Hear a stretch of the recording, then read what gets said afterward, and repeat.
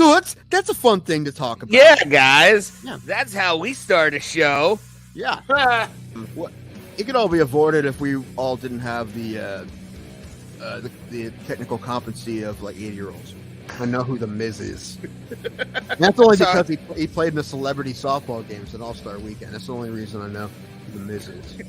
Also, sexual deviant, the guy who threw shoes in Austin Powers. Didn't that guy do something? Oh yeah, he was the one that got punched by the mullet guy in the dick, right? In the dick, UFC 3?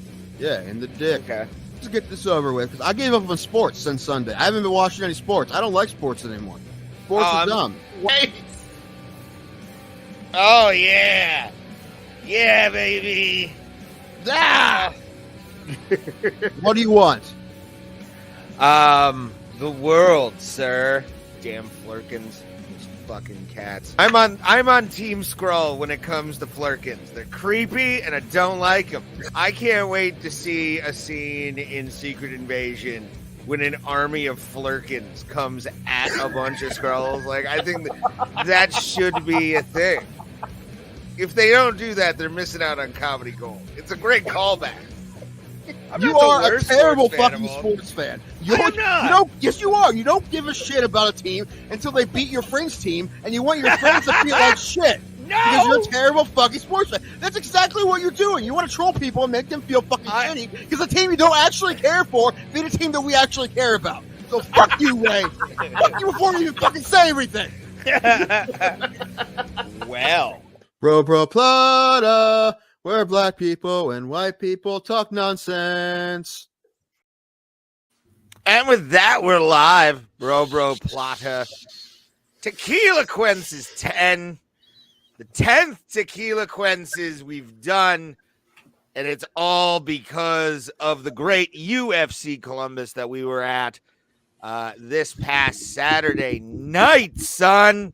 We went on a bro trip, and it was a lot of fucking. It was laughs, it was joys, it was spilling beer on like 5 people in the row before us. It was a fantastic weekend.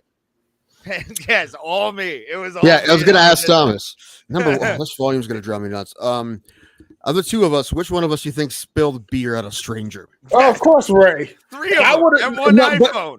But to his credit, when fucking Curtis Blaydes came out to fucking Techno Syndrome, I would have spilled beer too. It was before that. It was like 2 or 3 fights before that.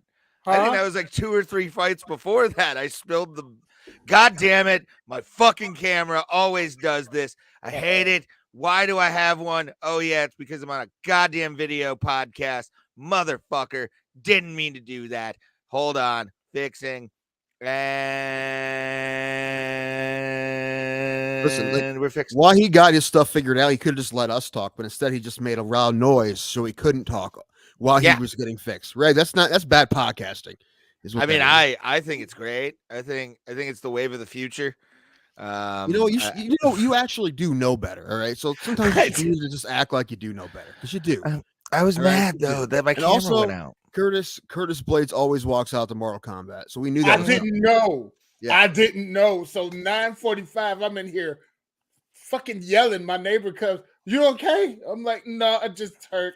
I'm sorry. If I was with y'all, I would have embarrassed the shit out of y'all. Oh no, I was doing that enough for the group. It's okay. Really, I don't think you would have been the one. I promise. No, it was all me. Raymond, when I watched some of the episodes back, the last like handful, I don't think your mic was on. So is your mic on? Yeah, I made sure to look in the settings before I got into the room today to see if it was, and it was off. It was the microphone. The last even I noticed. I'm like, why does Ray sound like shit? Is his voice becoming metallic and terrible? Yes. Have I heard so much of it that it just sounds like garbage to me now all the time? So it sounds like nails on a chalkboard, and that may be a little bit true, but it was your microphone. Yes, for sure. Also, Tequilaquences today. Shots. I had to do one shot because Askarov lost to Kara France. Great fight, by the way. Yes. Great fucking fight. Thomas has to do one because Saldana beat Souza, and Ray has to do 3 because Blaydes knocked out Daukaus. Yes. It was worth it. It was worth it for that sexy knockout. I will say that. You were pretty happy when Gutierrez won. And I have a video I'm going to send to Thomas. Do you? Yes. I knew you were filming me, you fuck. That's hilarious. No. You know what I was filming. Never mind. You knew I was filming this. I didn't film that much. I'm going to waste my time. I spent so much money on those tickets. You think I was going to waste my time filming you? No. Well, I mean, you are in a video I took, which is awesome during the Luis Saldana fight. He came out to Eye of the Tiger, posted that to our YouTube channel. Make sure to like, share, subscribe. Our YouTube channel. We appreciate everybody that watches those videos. Did you see it, Thomas? No. Oh, Thomas. I'll send it to you. Please but we'll get, because I don't want to get copyright I'm tired of filling out copyright shit. Like that's all I do in the studio now is just like copyright everything. I'm like, come on, YouTube, let us fucking use some good shit. And it's the Eye of the Tiger. I'm gonna take Tim makes the video. I want to drink my bourbon, so I'm gonna drink this and get it out of the way. Okay. Okay. Put the camera on. Tequila shot. We have a Tequilaquences payback right now. Tim Danko goes for it. Oh, I had to drink it quick because my hand was shaking. I almost spilled it. Shaky hands. You're like me on Saturday, and that we're trying to get to my seat. Just shaky hand, not really realizing it's spilling. You're like, fuck. Well, I mean, we'll say this. I usually fill those beers up to the brim, and they did. But, like, Ray should have known this, and Ray should have. So what happened? And we'll get to a lot of things that happened, but we already mentioned this a couple times, so I feel like we should. Towards the end of the card, and, of course, we were there for 4 hours, so we've been drinking a lot. I drank only bourbon and spent, like, $120 on alcohol. Yeah, that's why I stuck to beer, dude. It was like $11.50. We're out the door. I'd rather be bourbon drunk. And I felt good. I was good the whole time. Every once in a while, I'm like, whoa, maybe a little bit too drunk here. Then I waited a minute, then I was fine. Good. Drank PD Light beforehand, which is a necessary thing for me to do as a fat man in my 30s. It needs to happen, and it was a good thing because I didn't get a headache. I was good. Also had Tylenol on me. But anyway, I did take some Tylenol at one point. Anyway, towards the end of the card, Ray comes back with a beer. And Ray's had some beers. Ray's drunk. But so I. But Ray spilled some beer on the people in front of him. Now, there is this guy. I had my cup like this in my hand on the rim, thinking I could do it. And I lifted my arm just a little bit. And 4 people in the row ahead of us got beer on them. And you were about to describe one guy. Yeah. So there was this guy who came. I think he was there right when we got there. We got there pretty early. I mean, we meaning me, Alan, and my other friend Jason. We were there too about half hours after the doors opened. Yeah, and then but this guy sat right in front of us. He had a book. He was reading a book like before the fight started. Pretty sure he came alone. Which, listen, if no one would go with me, I probably would have went alone too. So yeah. I don't blame him. He had a mask on. The only mask I saw the whole place was this guy. Just sat there the whole time. Didn't see him really overreact to anything until Ray spilled beer on him. And then he turned up and gave Ray the ultimate death glare.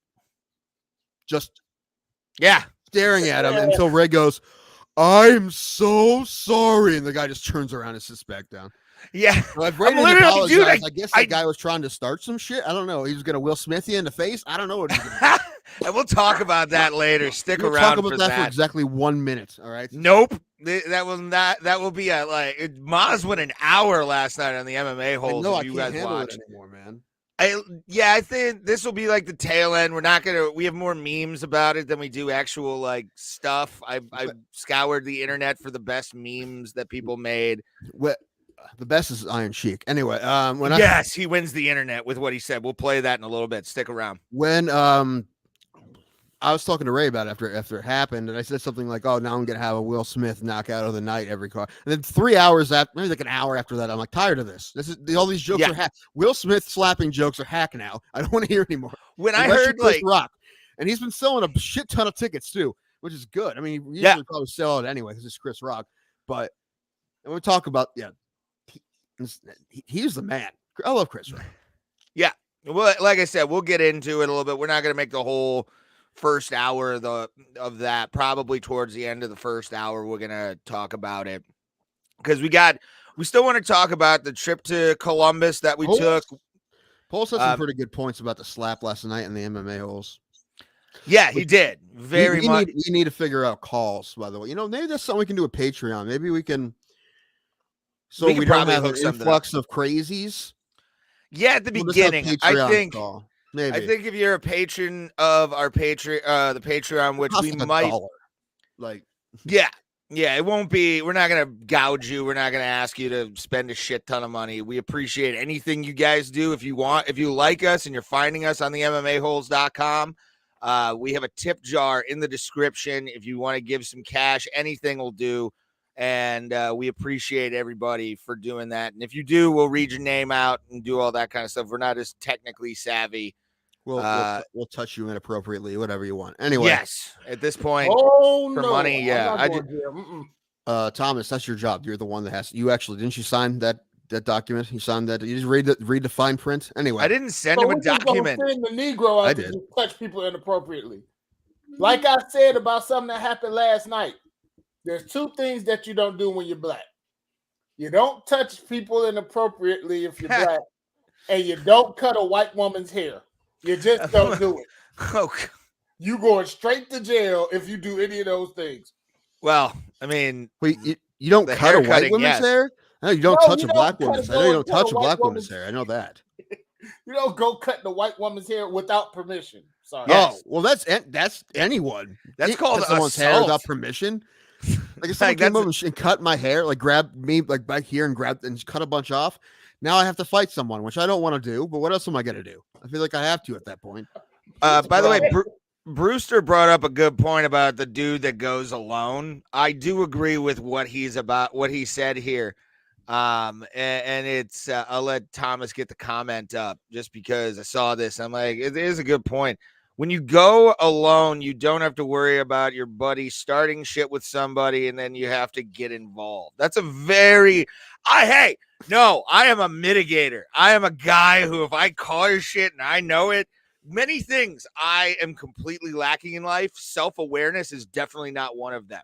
I am very self-aware of who I am, and I don't like confrontation. I hate it. Like, made me uncomfortable to watch Will Smith slap Chris Rock. I'm just like, what the fuck? But yeah, I tried to diffuse that situation quick. I go alone to stuff. I want that sticker, by the way.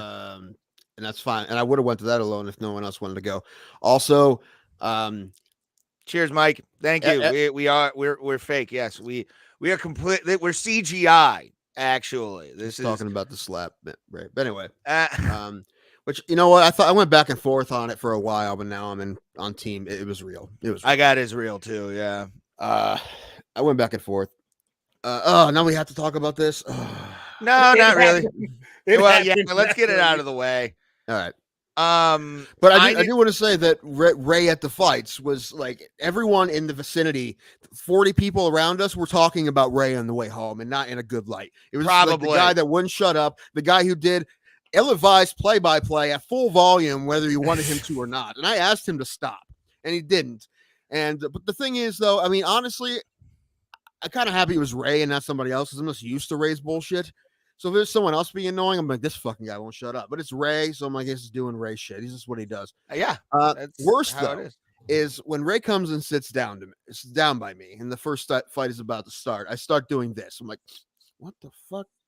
I'm like, is it fucking BO? I'm like, Ray, it's fucking. You smell BO? He's like, yeah, that's probably me.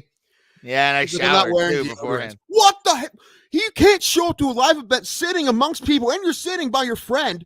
And not wear deodorant. Dude, I had to smell your fucking gross ass BO for 6 fucking hours because you wouldn't put on deodorant like a fucking monster person. What's your problem? And man? I wasn't wearing socks either. Listen, when you come down here for the fight, when we live stream the fights, are you coming? We can do that. Yes, I'm gonna come down for UFC 273. Wear fucking deodorant and wear fucking socks. Those are the rules for you now. You have rules. I will wear flip-flops that day. You wear socks and you will wear deodorant. I will wear flip-flops with no socks and deodorant I can do. How about slippers? Do you have slippers? I don't have slippers. I just have those like cool hockey skate flip-flops I have. Your toes are going to be out? This is not. Yeah, my toes will be out. You're buying pizza then. No. There's some. Okay. You got to make some compromise because I really don't want to see your gross Hobbit hockey feet the whole time. Oh, my actually, awesome. You know, My favorite thing I saw one of my comic friends, Raj sent this when the Will Smith slap happened, and he's like, "Well, maybe this is why Dave Chappelle is bulking up." Yes, I thought that was pretty funny. A celebrity boxing main event: Will Smith, Dave Chappelle. I actually have Chappelle on that shit. I really do. I think he's probably got more power behind him because he's just so fucking jacked. All right. So what are, I don't know. If we're gonna talk about it, what are we saying? It came. I didn't even watch the Oscars. And I didn't watch them, but I was looking back to see who won stuff, and then I heard that happened. Yeah, I saw like a bunch of people posting a picture, and I saw the video of the thing. I think it was an okay joke. It wasn't fantastic. It was sort of a throwaway line. What's up, John? It was tame as fuck. That is not how John. We know how John is. He is not like that at all. Who, John? He's not tame in the slightest. Oh no, not John. I'm talking about the joke. It was G.I. Jane okay. joke. Thomas. Yes. If you took your hat off and I said, I can't wait to see you in G.I. Jane 2, would you be pissed? Would make less sense. But if I called you Fat Major Payne, would you be pissed?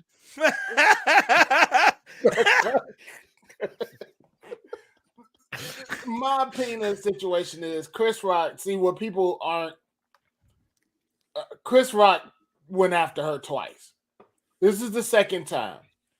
And I know everybody's like, well, why didn't Will punch homeboy in the face that was fucking his wife? He probably didn't have a heart in him. But after that moment, he got. And that was my point. He laughed at the joke at first. But then every man has been in that situation where your woman is there and somebody does something that they don't like. And you got two choices. You either bitch out or you react. Will had enough and he reacted. Yeah, you can react different ways though, man. You react by going to him after the show and being like, Chris, I didn't appreciate that. Or you could even yell at him off stage. We don't fucking put your hands on him in front of the whole world. The whole world saw that, man. And now they all know that Will Smith's a bitch. All right. Yeah, I mean, but people are like, he was defending her honor, but it's like, what honor? You have to be an honorable person first. Jada. But I didn't finish reading. I come across a similar situation because y'all know my head is messed up. Yeah, and I had a good friend, a real good friend. This is maybe 3 years ago.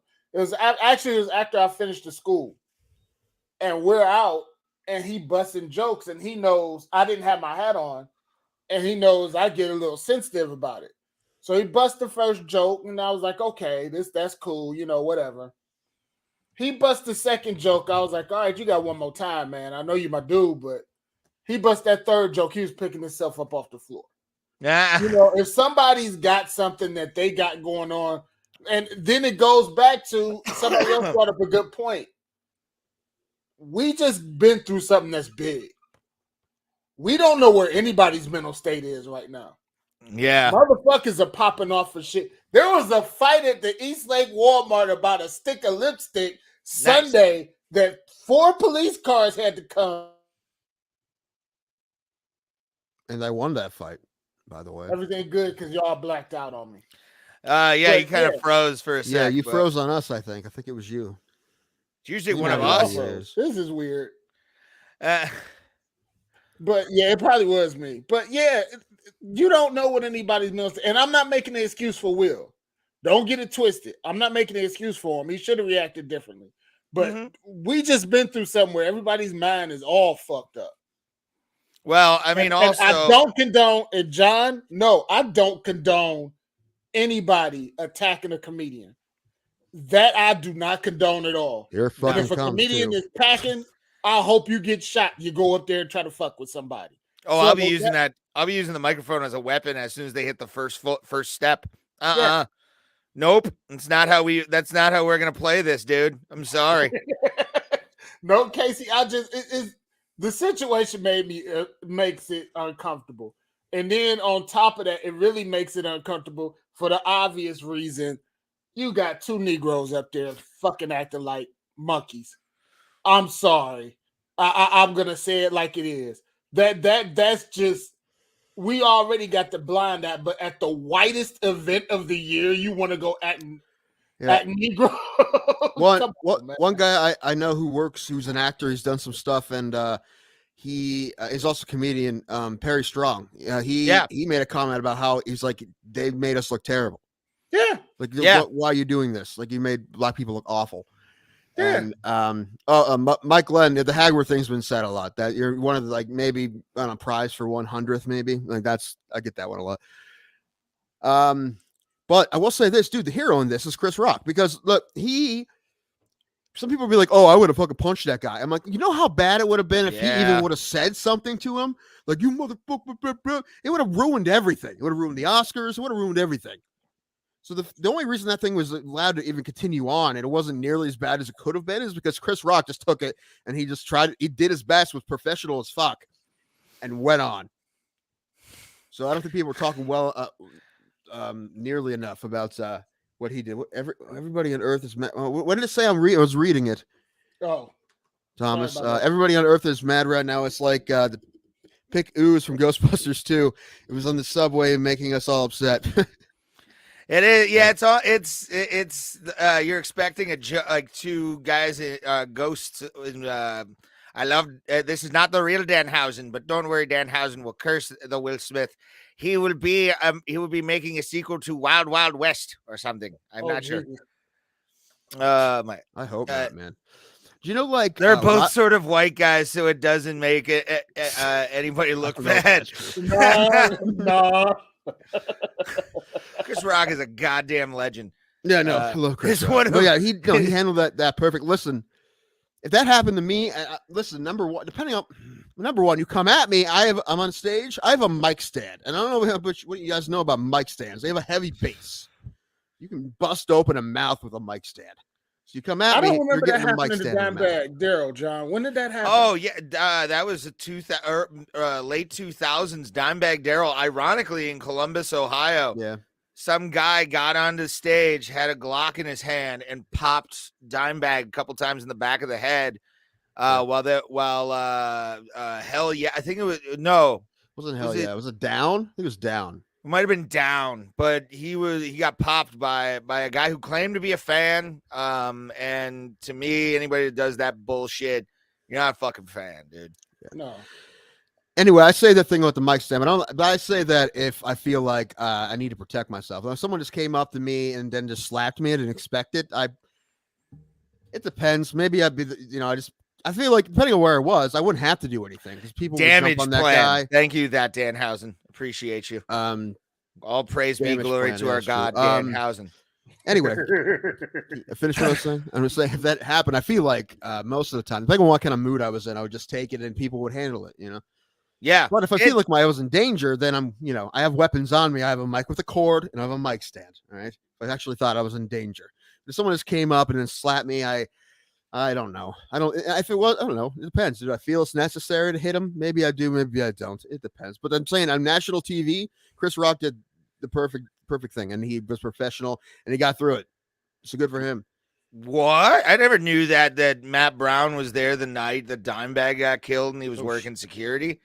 That's crazy. It was in Columbus, right? It was in Columbus. That would be like Joe Rogan approaching you on stage. Chris Rock never saw it coming. You wouldn't think he's going to hit. No, of course. That's what I'm saying. No. I wouldn't expect someone came up to me. I wouldn't expect them to hit me unless they were charging at me, right? Yes. Or they had a weapon. Yeah. Or even a bottle. If you have something in your hands coming at me, then I'm probably grabbing the mic stand. I'm not saying that because I'm trying to be tough. I'm not at all. But that's why I'm saying, like, I'd much rather not escalate the situation. Let's address something real quick. Mike Glenn put up what he just said to Casey. I'm not in control of the goddamn comments, sir. How about that? Ha. Anyway, put it back down. Yeah, man, it's the fact that he even got on stage. I agree with you. Fucking heckle from your rich person seat in the front row. Don't be a hero on national television and think you're doing Independence Day 3. You know what I'm saying? Like this, they're not on the set of Ali anymore. Like, back the fuck off and take a fucking joke. I will say this, like, I haven't tried, but from being a person and using the internet, I know way too much about Will Smith's personal life. I don't want to know this, but like a lot of us do, and I don't really Way care too about fucking much. him and Jada, but we just know just by being on the internet. Whether we Yes. didn't look at any of this up, it came on our screens basically, and now we know this stuff. And I'm sure that guy's going through a lot. But listen, you can't do this, bro. I don't care, and I hope something happens. I mean, I don't know what, but I just want to make sure that doesn't happen. Maybe how about we just don't put him in the front seat of the Oscars again? Make him sit in the back. They already were talking about they stopped the discussion. They was going to take the Oscar away from him, and then they changed that discussion and they said, well, they're considering revoking his membership to the Academy. Yeah, I say don't give him any more awards. Yeah. I don't care what he does. I mean, listen, he was great in King Richard. I didn't say he probably deserved that award, but look, no one is even fucking talking about the fact that he won an Oscar. Everyone's talking about how much of an ass he made out of himself. Yeah. Well, I mean, probably Will filming on an iPhone too. I guarantee you, he's a filmer. He likes that kind of stuff. He seems like that, especially if you're, cucking to a guy. Like, and you have to feel bad for him, kind of, because he's in that lifestyle. But if he enjoys it, okay. But he chose it. It's like with Jason Momoa and Lisa Bonet. Like Lisa Bonet made the mistake, and now she wants Jason Momoa to come back. And Jason Momoa is like, I'm one of the hottest motherfuckers in the world. I don't got to go back to your ass. Yeah. It's all that type of shit, I was about to say she can go back to Lenny Kravitz. He's got like sweet furniture money. But see, Lenny Kravitz, that was bad. Lenny Kravitz is, him are tighter than shit. So like, it's the celebrity world is all fucked up. Oh, dude, it's always that's been like not new, man. Yeah, Could you imagine being that famous for that long? I mean, Will Smith's been famous pretty much since he's Fresh Prince. How old was he then? A teenager?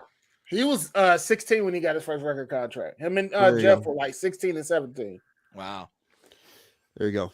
All right, I'm gonna put some levity to this. We'll talk about UFC Columbus and the Columbus trip coming up.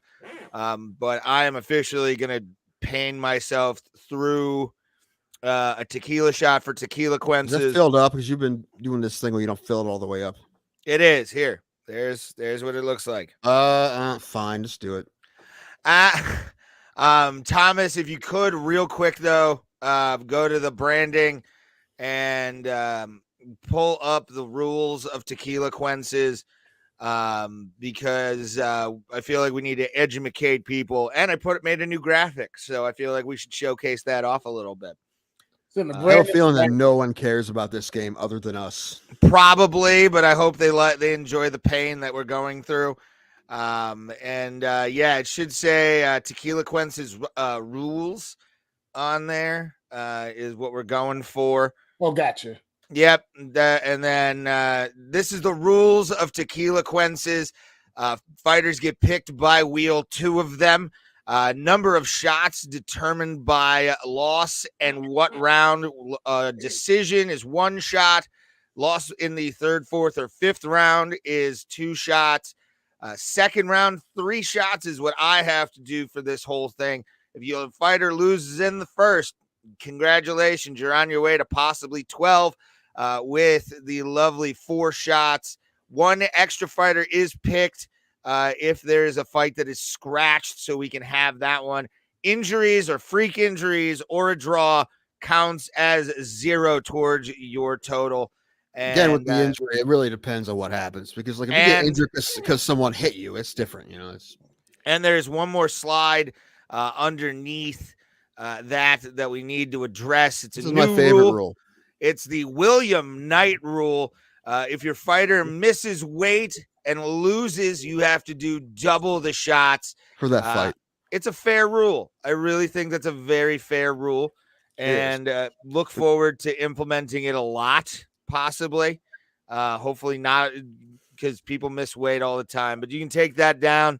I'm about to die on camera. We are doing Tequilaquences. Thank you guys for watching.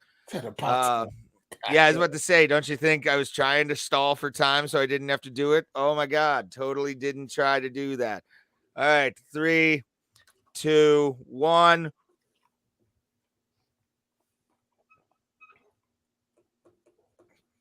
Did you puke? Fuck. No, I did not puke. I haven't even started yet. Thank God. Oh, woo. I hate tequila. So fucking bad. I've been drinking a lot more vodka lately. You're just playing it up because you switched that. You switched, like Bruce, was it Brewster that said it? You switched that to water. That's what you were doing when we put the, yep. Mm-hmm. You did. Here's the glass. Oh God. Oh. You can buy two identical shot glasses, right? No, not this one. This one was actually, I think, bought in Hawaii. Oh, so you're saying that no one could find that. You're saying no one could find another one. It was made custom by the shot glass man. Hand glass in front of you and printed it in his basement in his screen printing press, whatever they call that. It's a 3D printer. I mean, what? I'm sorry. I didn't mean to say that. It's how I have a glass 3D printer. Oh, my buddy John's in the chat. You just missed me do a tequila shot. I might do another one since that wasn't that bad. It wasn't that bad. You almost died. Bob Evans sausage, Mike. Bob Evans sausage. Bob. Oh God. Bob Evans sausage.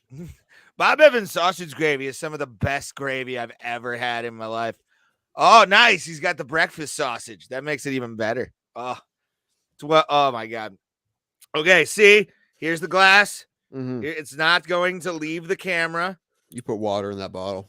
I did not. I can smell it from here, you fat fuck. You can smell it. I can't. Oh, my God. Oh, okay. Hey, next time is we'll be spending next week for the next pay-per-view. Yeah, we're going to be together, Ray. We're going to be doing these live, so make sure you bring your tequila with you. I will absolutely. I have to buy another tequila bottle because I think this will be done by the end of the episode. I got like a half a bottle of tequila with me, and usually I do like double shots on Tequilaquences night. That way I can just pass out, everyone. It's a fantastic time. It's real, goddammit, Mike. Why are you riding me so hard today? I work 9 hours. John, I'm home.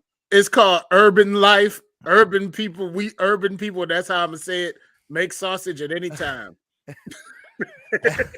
What's happening? I have no idea. I'm not even looking at the comments. I only see him if you guys pull him up usually, unless I go. John says he makes breakfast sausage in the morning, and I told him, I'm like, I live urban life. We make sausage whenever we can. All right, let's do this.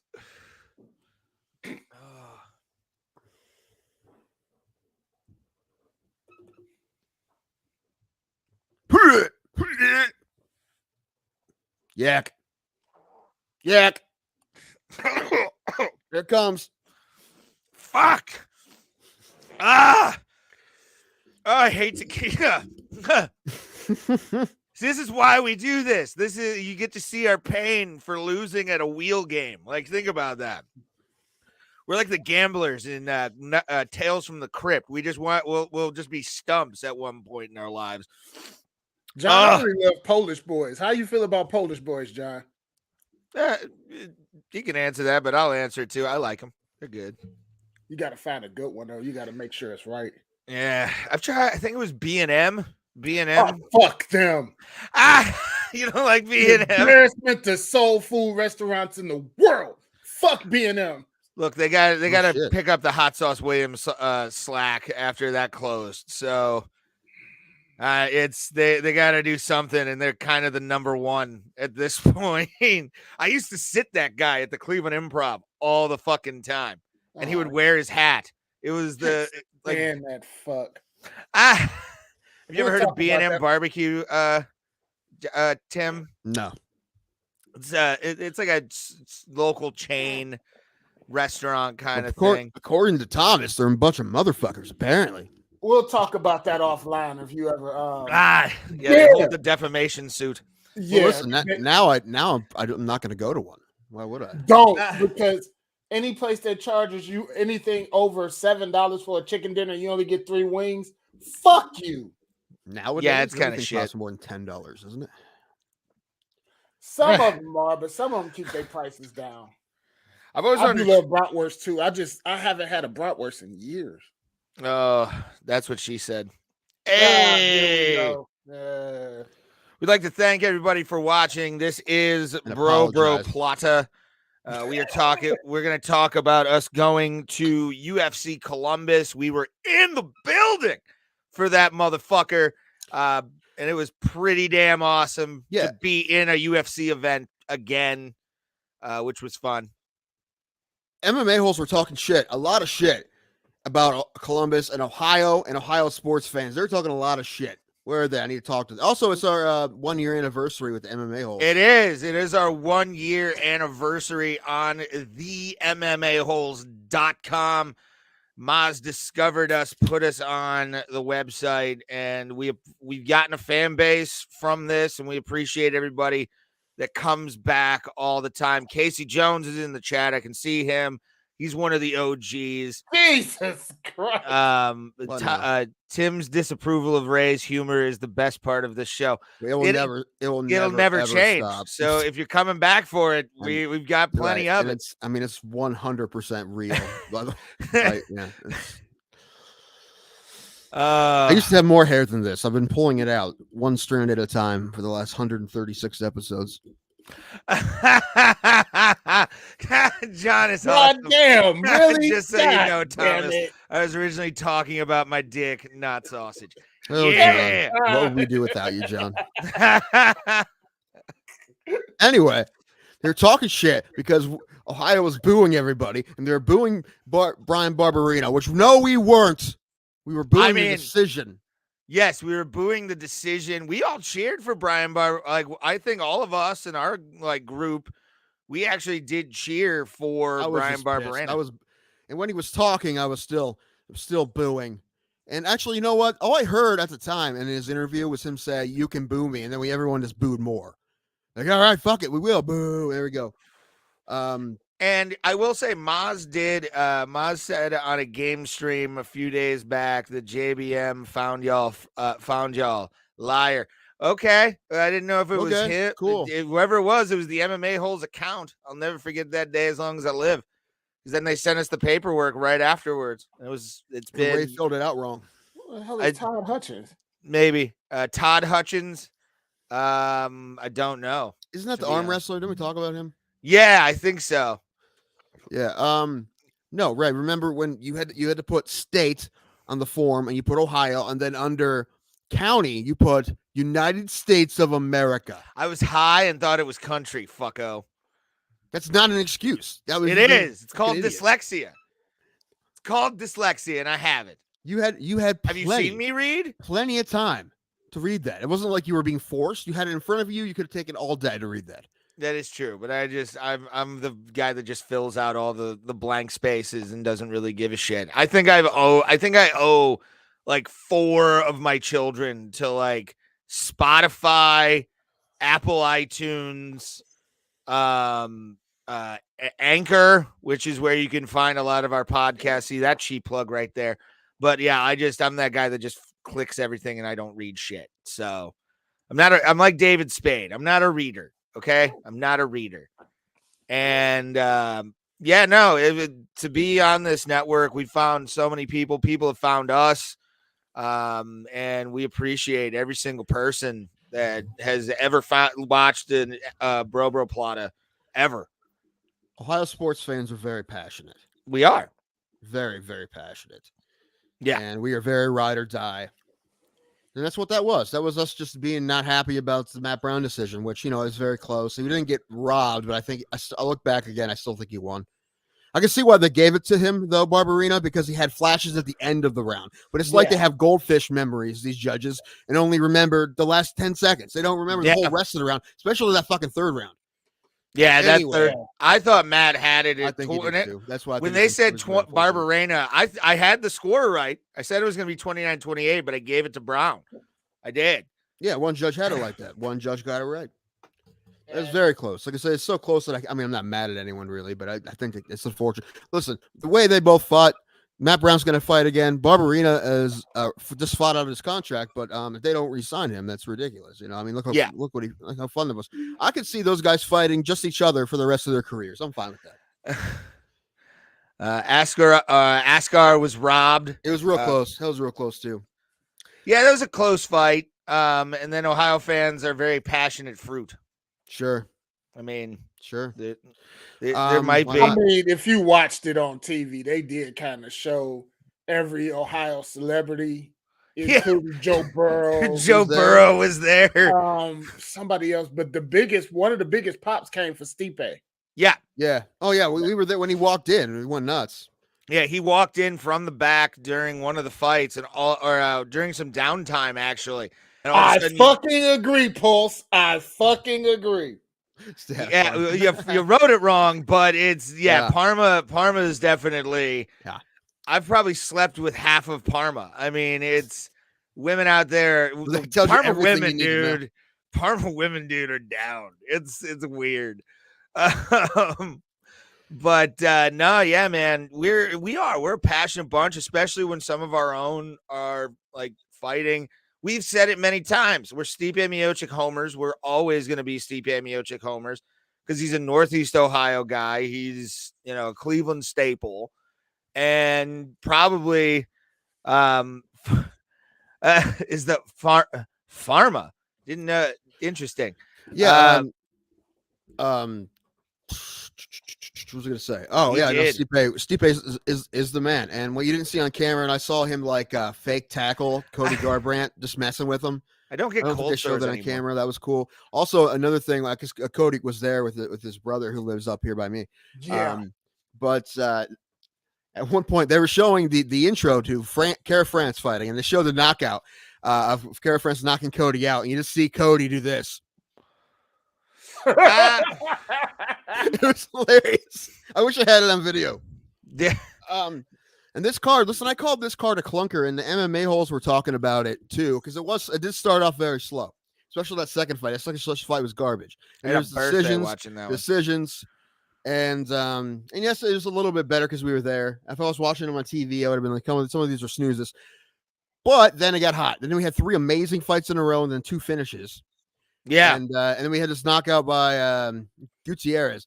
I just sent you a video comments that I took. It's not perfect. I'm not a video guy.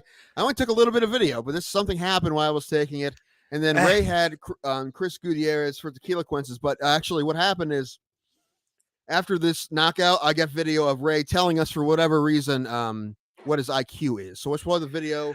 And then, what, 50? I asked Ray what his IQ was, and then he answered the question after this knockout. So let's play that video, if you would.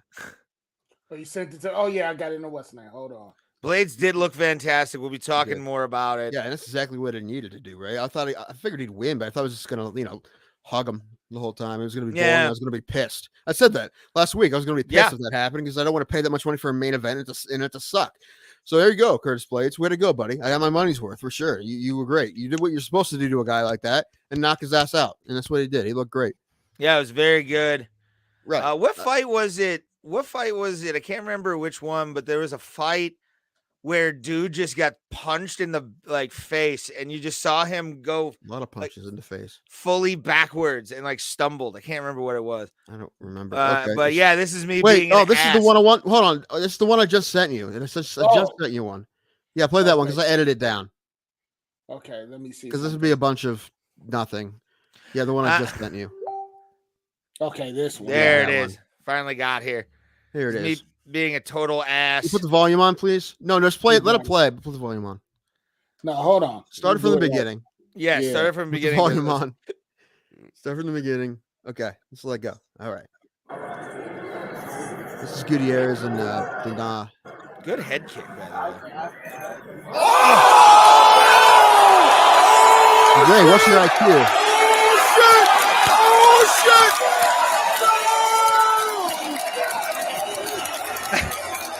Zero, bitch! Yeah!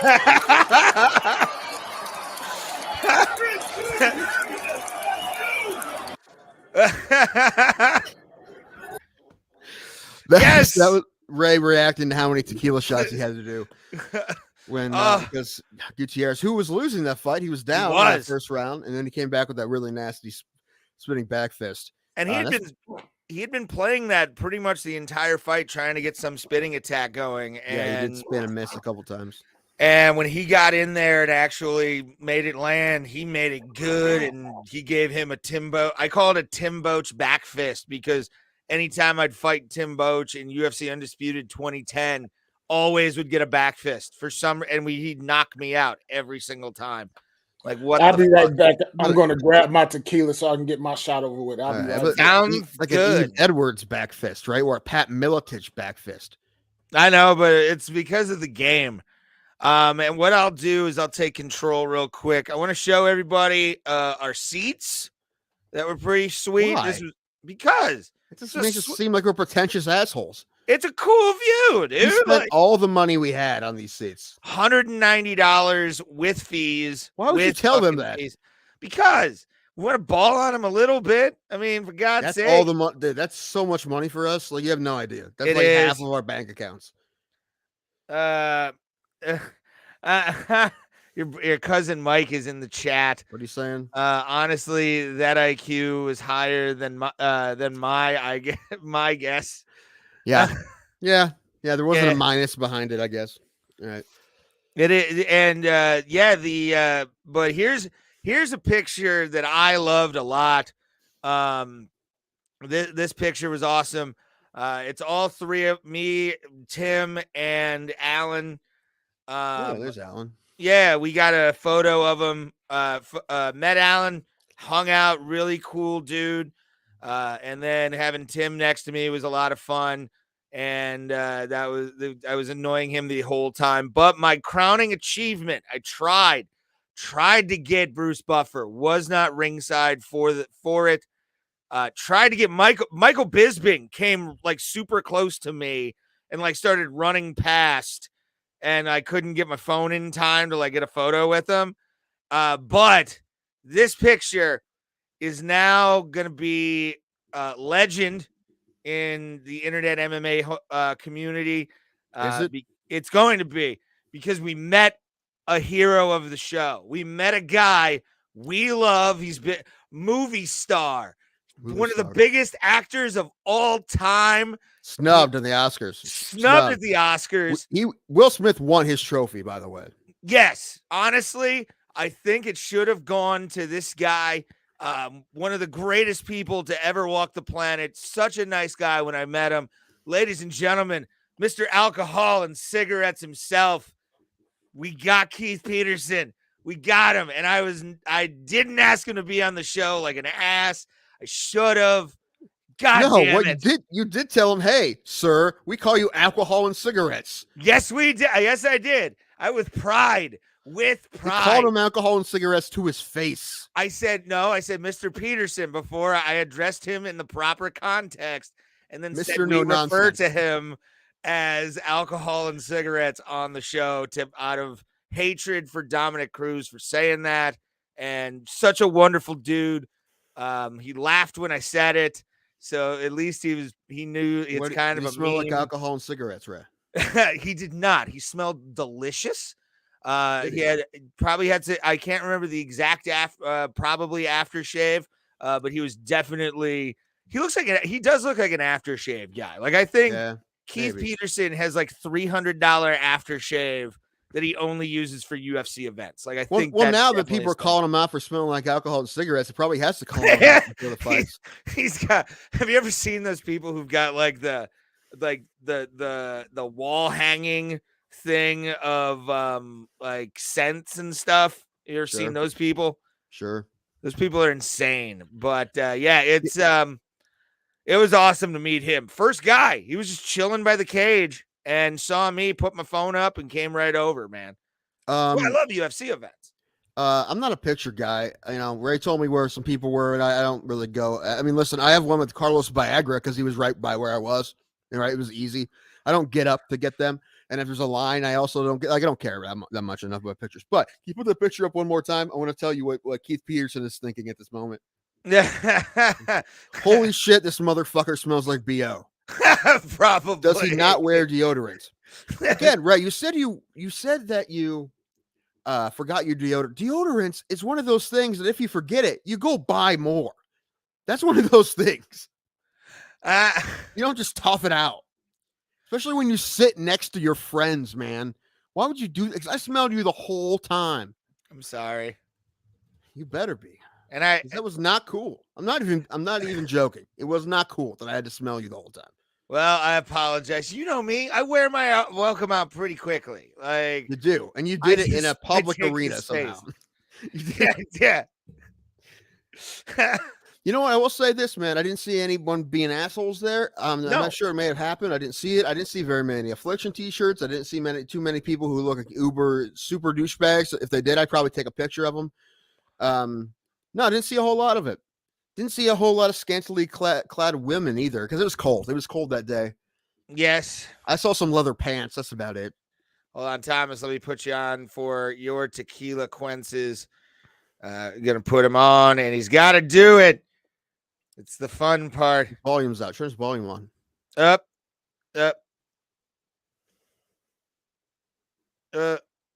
Why is it not me? Thomas, turn your microphone on. I think yours is not on. No, it is. Oh. See, and what's not fun is I burnt my tongue on some pizza rolls last week. Oh. And it still hasn't healed. So yeah.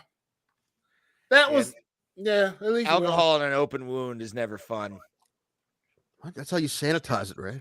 This is true, but it hurts. Yeah. It doesn't mean there's no pain, Tim. Whew, that's all right. You can't all be John Rambo in the woods with a hot knife just cauterizing wounds. It's just not how it happens. I enjoyed the fights very much. It's the first time I went to a UFC, and it was so. And also, I've been to a ton of cards, but I've never been to a UFC card. And it's the first time I saw a fight with that many people, and it was great. I mean, listen, it didn't surprise me. Nothing surprised me. It was great. There's no reason. I mean, that place, if it did sell out, which Bruce Buffer always says it sells out, I'm not sure. I think it did. If it didn't, it's like a small handful of seats that didn't sell. Probably a couple hundred. Probably a couple hundred. Maybe. Yeah. Was it? I think it was a sellout. It was a sellout. From watching on TV, it had to be a blast. It was great. I was in the middle, like I told you guys, I had a family function, so I had my baby girl with me. I had my 7-year-old cousin with me, and she's watching. I'll tell you in a minute, Brewster. She's watching with me, and the first thing she says is, "Why is that so angry? Why is he going for his face?" So by the time that's because I caught, I think, the last 3 fights. And by the time Curtis Blaydes got up and knocked the homeboy out, the first thing she says is, "Oh my God, he got knocked the fuck out." I'm like, "Hey, watch him out." It's always fun when a 7-year-old swears. I think like it's the best. All my cousins, all my younger cousins come after me. So they talk almost similar to me, ghetto me. Not the me that you guys see right now. So what is this? This is tame me. This is Uncle Tom. Yeah, exactly. Even though I hate the name Tom, but this is strictly Uncle Tom. No, it's fine. This is strictly Uncle Tom. If you see me around my family, you'll be like, "Wait a minute, what the hell?" The N-words fly, the racial stereotypes fly, any other word that's what we want here. No, you do not. You do not want that. I got told this weekend, you say the N-word more than anybody I know. And you're supposed to, I'm like, well, look at what I grew up in. I had to, shut up. We haven't heard you say it once. And I've been waiting. Oh, he has. He said it a few times. Has he? Yeah. No, not nuclear, Brewster. Anyway, definitely not nuclear. Neighbor? Definitely not neighbor. Ninja? Close to ninja. Replace a couple. Boy, what I was saying about those fights is they're great. And there's no reason they shouldn't come back to Ohio once a year. I don't understand why they can't do that, especially if they're going to keep going to do fight nights somewhere other than Vegas again. If they sold out in Columbus, I mean, listen, it's been 5 years since they've been to Ohio, and 12 since they've been to 12 or 13 since Columbus. That's ridiculous. So yeah, I mean, at least once a year, hit up either Cleveland, Columbus, or Cincinnati. Trump says the N-word is nuclear. Casey, nope, we're not allowing that one. I love you, buddy. We're not even putting that on. Oh no, it's in the chat. Oh, Jesus. Exactly. We're gonna put Brewsters up as the reaction. Oh, fucking chat is awesome. I love the chat sometimes. God dang it. You guys are fun. Oh, Oh man, that's Jesus Christ. Anyway, man.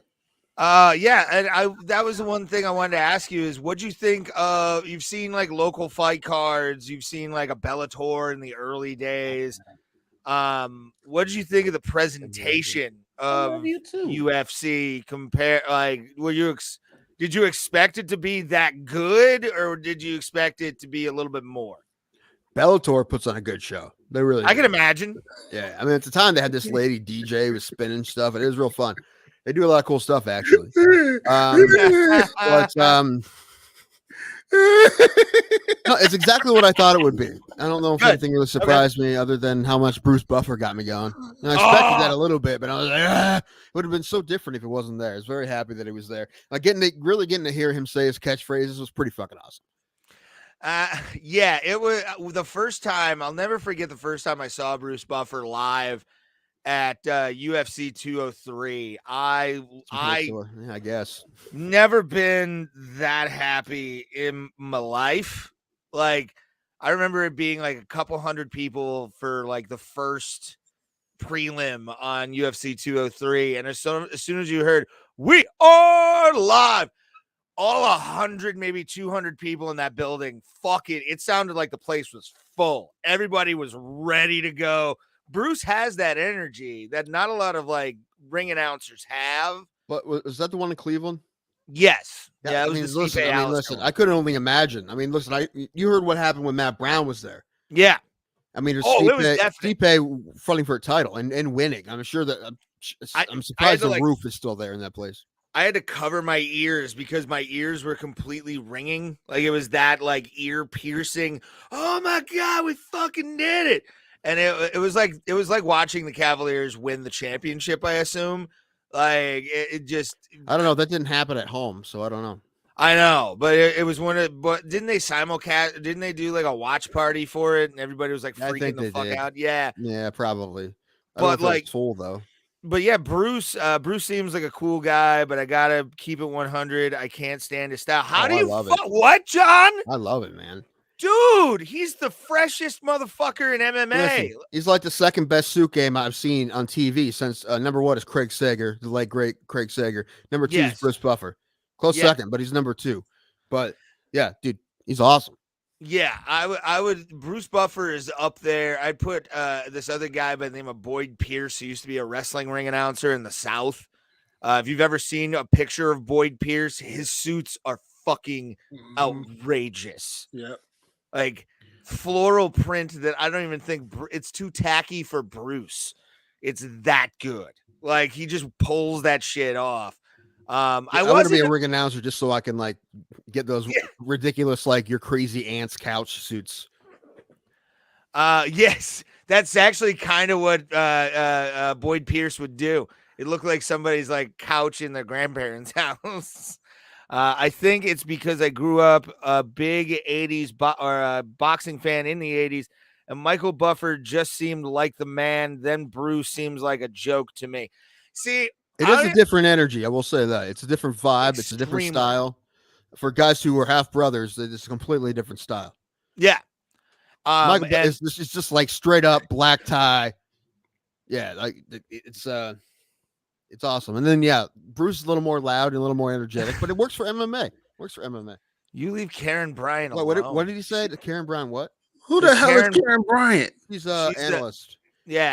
She's the foxy one, right? Yeah.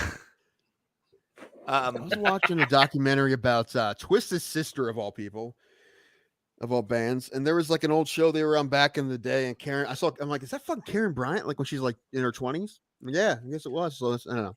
Really? Fun fact: Karen Bryant was on a TV show that Twisted's sister played, according to this documentary. Nice. Yes, he is. Bruce Buffer does manage Michael Buffer. He gets that sweet 10%. Yeah. Of if we said his catchphrase right now, we'd probably get sued. Although that is such a great boxing game too. Like Ready to Rumble, the boxing game was fantastic. It was fun. Afro Man. No, but I will will look her up Afro now. Thunder. Afro Thunder. Yeah. Y'all like Afro Thunder? I like Butcher Brown.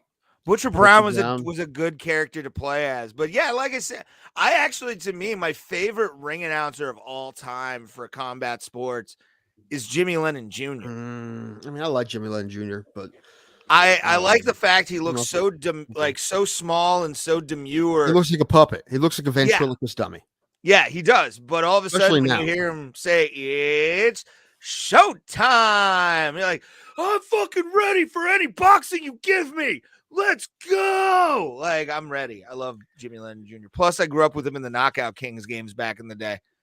The EA Knockout Kings boxing games. That was Jimmy Lennon Jr.'s like thing.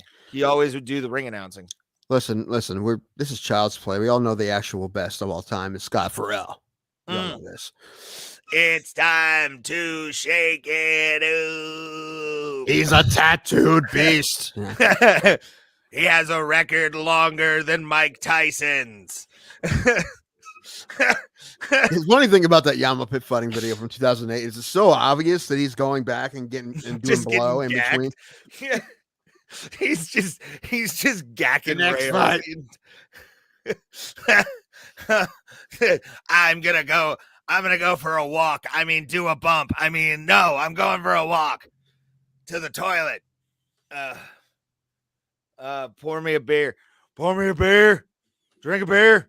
Tequila. Oh, by the way, also, not only that, Ray sits there and does his impressions unprovoked with no context, with no one asking. He just does them. He's just talking to no one and is doing Stone Cold. He'll just start doing play-by-play. Like, I'm not even sure. He'll start doing play-by-play as Stone Cold for no reason. And no context. He was getting ready for this weekend. Sort of, but I was more just doing it to annoy Tim. Because I know it annoys him. Actually, it wasn't as listen. I feel bad for like the people in front of us. That's who I felt bad for. Yeah, I felt bad for those people, but I did make some of them laugh. All kinds of people at MMA fights, man. The people in front of us were older. You know, you got all kinds of people.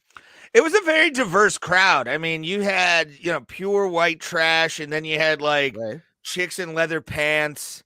Me. You did look good. It made your ass look pretty nice. I'm not gonna lie. Was it Corinthian or what were you? What couch did you get it off of to cover your ass? Though is the question. What, you don't think we could find leather pants for me in my size on the internet right now? Probably. Oh, I guarantee you, like XL or what do they call that? XXL or whatever it is. DXL. I guarantee DXL has fucking some leather pants for like size 82. Do they have a DXL Hot Topic? Yes. Have you ever wanted trip pants, but be able to use it as a tent? Come to DX Hot Topic. Keep making the same joke, Ray. The same joke. We used to have a Bennigan's and up here, but I don't know where it went. There used to be some Bennigan's. I know that. I think all the Bennigan's closed down. Sizzler, not so much. Sizzler, I don't think so. But there used to be Bennigan's, so I think the Bennigan's have closed down for the most part. Because there's one in Max and Irma's is starting to close down in like Northeast Ohio. They're almost all gone. The original one's gone. The one in German Village in Columbus and the one in Canton I worked at has been gone for a while now. Those are yes, we know what Sizzler and Thing are. Don't change, Ray. I've detailed conversations with myself all the time. Goddamn right. Sometimes I use voices. That's don't make me make a call, motherfucker. I'll make a call right now. I'm just talking to the audience without you. Just don't pay attention. That's Saturday, Ray. You got to save it for Saturday. I know. What's Saturday? Saturday is WrestleMania day 1, and then day 2 is Sunday. And the greatest wrestler of the world, Steve Austin, wrestling on Saturday with the second greatest wrestler of the world, China's Seth dead. Rollins, Cody Rhodes. Alexa Bliss. Yeah, I'm kind of they've already I saw Monday Night Raw. And actually, it's kind of funny. I saw that video that they played on Monday Night Raw of Seth Rollins going into Vince's office before, because they posted it on Facebook, just completely ruining the bit. Like, how are you gonna ruin that, man? I saw it at like 6 p.m. I'm like, dude, the fuck. But I'm looking forward to it. WrestleMania Day is always a big holiday for me, even though WWE's trying to really ruin that. Actually, any day AEW pay-per-view are usually my holidays now, where I'm like, yay, I get to watch some good shit. Yeah. But yeah, you can't not watch WrestleMania. Logan Paul is going to be there, wrestling with Parma's own Mike Mizanin. He will be there. I'm trying to Johnny think. Knoxville is wrestling. Johnny Knoxville is wrestling. Jackass Forever, by the way, last week went up on Paramount Plus, so it's there. No excuses if you haven't fucking seen that amazing movie. I've stopped caring about WWE. It's become boring all of a sudden. It's been boring for the last maybe 3 or 4 years. Next time you're in Texas, try a place called Whataburger. Done that. I ate it in Denver, actually. Yeah, let's. Ray and I have both lived in Texas for short periods of time. Yeah. And the year I was there, I ate a lot of Whataburger. Whataburger's a shit. I love Whataburger. Taco. If you're in Houston, Taco Cabana is like Taco Cabana's good too. It's a fast food Mexican place, but it's fucking good. That was all my dad had in his truck. Taco Cabana had Taco beer. Cabana. It did. Beer at Taco Cabana. I think that's one reason my dad went there. And you go to get that shit at Taco Bell. He's like, fuck Taco Bell until they get some beer in this place. I feel like you get fucking Modelo. With my number 3. That's actually, if we ever take a bro trip to Houston, I think that's what we do is we eat at Taco Cabana, just because none of them exist up here. I wish they did. I wish they were national. It's awesome. Yeah, it's good. I haven't had a Culver's since I lived in Texas either. Any Culver's. However, there are a couple Culver's around here now. There's one in Canton. I haven't been There's one yet, going up around the corner from us. Yeah. Taco Tico will be there. No, a Culver's. Oh yeah, we're getting a Culver's up here. I forgot about that. Cool. I'll bring you down some, Tim, for if it's open by then. Probably not, but I'll bring you down some. Stop at the one in Canton. It's closer. Okay. It's warmer. This is true. It's pretty close to the highway. It won't take you that long. No, you come down. Well, I mean, pizza's the easiest. We can do pizza or we can do Thai. That's awesome. I'm not a big. I'm a Chinese fan, but I'm not. I don't understand how. No, listen, the Chinese. What is pop up? I can't even pronounce that. But Pulse, what is that? Papados. Papados. Yeah, never heard of it. Never heard of it. What else did I eat in Texas that we? Well, number one, barbecue. Literally, in a place that literally sells barbecue and gas.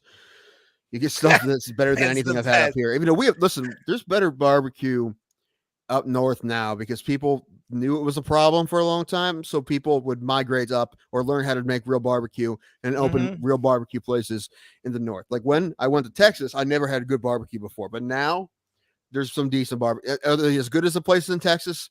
Probably not, but I'm saying this is a lot better than it used to be. Like we have pretty decent barbecue now. Some places, there are decent barbecue places in Ohio and in Pennsylvania that are pretty good. I mean, it didn't used to be like that. Like I never had good barbecue until I moved to Texas, but now there's places. There's a place by me that's pretty solid. I was spoiled as a kid because of the fact that I lived in Texas. My dad lived in Texas prior to that as well. Just moved to Texas. I would love to. Just live. You coming? Nah. Why? That's too high. I don't. It's hot. I'm going west is LA just to visit some of the shit out there. And then I want to eventually move. I told you guys, hopefully this war don't go the wrong way. But my ass is going to Switzerland and Denmark and fucking Finland because I want to do some Dimmerborg gear and some live shit before I pass away. So, I want to go that way. I mean, to me, if I was to move anywhere right now, it'd probably be Pittsburgh would be the first one, just so I can live in Pittsburgh. I wouldn't leave the house. Okay. I'd just go to Penguins games and Pirates games. That would be. I wouldn't even go to Steelers games. because traffic downtown in Pittsburgh during Steelers games fucking retarded. Just oh my god.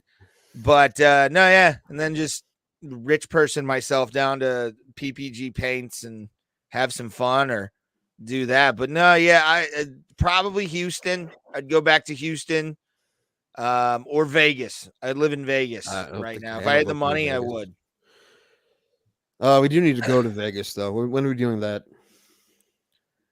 Mission Control at I went to NASA in Houston once. Yeah. I never went. Yeah, we went. It was all right. I bet. Okay.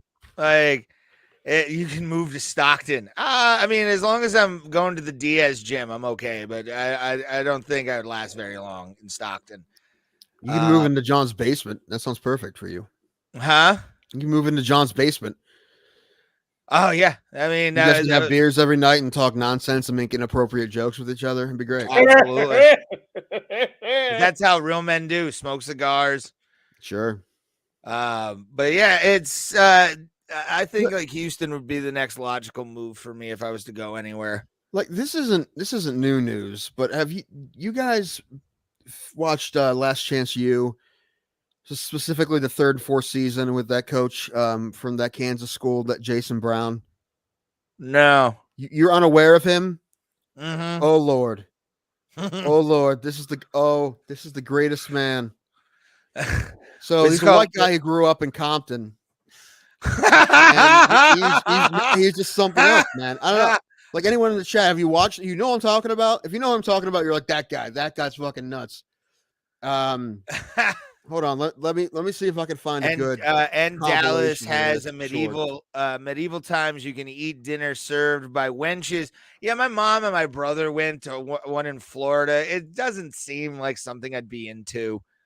We'll hang out and do Scott Farrell impressions. You're goddamn right, boy. That's how we do it. We go, motherfucker. Thomas, let's watch a little bit of this video. The amazing Jonathan. So you guys I actually just watched that documentary, I think Thursday. Which one? The one on Hulu or the one Steve Byrne did? The one that had the I think the guy who smoked crack. It's on YouTube now. The one where the guy smoked crack? I don't know. No, they would remember that. That's the one on Hulu. That's good. The other one's the one that Steve Byrne made. Probably the Steve Byrne one. The where they have Jonathan on camera and everything, and they have him on camera. The other one too. But this is, and then they talk more about like him and the Australian kid. No, it must be the other one. Oh, hold on. Okay. This thing. All right. No. All right. Anyway, did you guys need to watch it like season 3 of Last Chance U? All right, Brewster, this guy is like Brewster knows who this guy is. He was a stud quarterback in growing up in Compton. Yes. And remember Scott Farrell on Battle Dome. Oh my God! Somebody knows Battle. You guys remember Battle Dome? No, let's watch some of this. Let's watch some of this. Oh my God! Yeah, let's watch some of this kid. This gentleman. Hope it froze. Yeah, I think that's a blue. Who want to eat tonight? That motherfucker will rush you. I hope they know that it will rush them. He got a gun, homie. Oh shit! Who the hell is that? Who's the guy with the gun, man? Cow over there. Coach, I know about the cow. The guy has a fucking gun. Oh no! Hell no! Is that legal? No, it's a tranquilizer. Fast forward some, maybe we get some. I mean, there's definitely good stuff in this. Oh shit! Go there you go. Anything when he's like by himself. Malik's in like fucking Spanish art. He's selling art. How do you sell art? We better find a guy, man. I'm just telling you. Coach, I don't want to fucking hear your mouth. I'm tired of hearing guys talk back, man. Just say yes, sir. Coach, you fucking hired me. I don't know no better. That's all you gotta fucking say. Shut the fuck up on this shit, man. Like everybody's fucking late. Man, fuck this fucking shit, man. You gotta handle your fucking business, man. Jesus. The fuck right. Kind of looks like Barf Connor. He does. One thing in high school or college. One fucking thing. I couldn't tell you what a fucking atom is. I couldn't tell you what a fucking microbe is. I couldn't tell you what the fuck any of that shit is. He's like if a juggalo was a coach. Kinda. I'm a cold hustler. So I figured it out. A cold hustler. That's him. Like he just blasts "Welcome to the Show" from Wraith Shangri-La during Yes, here we go. practice. I'm gonna choke the fuck out of him. He's a mark ass bitch, homie. You don't understand. Fuck! Are you fucking stupid? Come here. Who do that shit? Take your ass out. Point is that this guy, there's a reason why they put him on a reality show. Like, you can't make this guy up. Get your ass out of here. Get his ass out. And there's a lot of interviews on the show with him in his hot tub smoking a cigar by himself. It's like, That's awesome. yeah, that's I want to apologize Yeah. as a man. yeah, that's I don't know. Basically, my point is this guy's Move awesome. on. We're all here for one common goal, man. It's to win And, football. McAfee's had him on a couple Everybody times. in this room Yeah, has we flaws. can be done with this. Every coach in But- this room has flaws. Every man in this room has flaws. We all have our flaws. But I thought you said McAfee's had him on balls. multiple times. Yeah, I want him on the show. I would love to have. He has his him on own the show. podcast. Does he? Yeah. Oh, 'Cause he got fired from that job. He got fired from that job because he told a German kid that he was this new Hitler. That's a man I want to have a beer with. That's He's the guy. that's like he's always like drinking a whiskey in his hot tub, smoking a cigar, and he's interviewing him. That's funny. This guy's great. He's the best. By the way, Pulse just I want to correct Pulse on something. Terry Crews was in Battle Dome, but his name was not G Money, it was T Money. And that show to me was like better than American Gladiators. Like, I fucking loved Battle Dome. Loved that show. So good. Scott Farrell on commentary. I forgot he was on commentary. I have an idea for a show. Ready? Kind of like American Gladiators, but they only cast people who are like basically just got off their couch. They look like us. They basically just make guys like us go at each other in athletic events that they cannot do correctly or well. See, I feel like that's the new Legends of the Hidden Temple. Like, they've casted Maybe. some fatties on that show. Yeah. That, like, they were sitting eating Gushers watching that show back in the 90s. Like, I was. Same here. Yeah. Fucking Olmec was my dude back in the day. Like, that Also- was my guy. Also, that they did the pros versus Joes or whatever. I kind of want that, but I want less athletic people again. Yes. Yes. Have Francis Ngannou take on like Bob the Thomas. plumber from like Yes. Poughkeepsie. It's like Bob's bar fight record is 75-0. Can he last a second with Francis Ngannou? That's basically what the Jason Miller show was. Yeah. Bully Bully Beatdown. Beatdown. Yeah. No, that was actually that was their dad's record, and the Bully was like usually 0-75 against his father. Maybe. They should make an American Idol Gladiators, have I them like it. sing and perform obstacle courses to win. Yes. Yes. I'm already Holy crap! Now I want like a danger karaoke show that you sing a karaoke song, right? And then you also have to do some sort of physical course or something, or Yes. or like they throw shit at you or something like that. I don't know. Yeah. You're like you have on to the fight a wheel. mascot while you're singing Wham.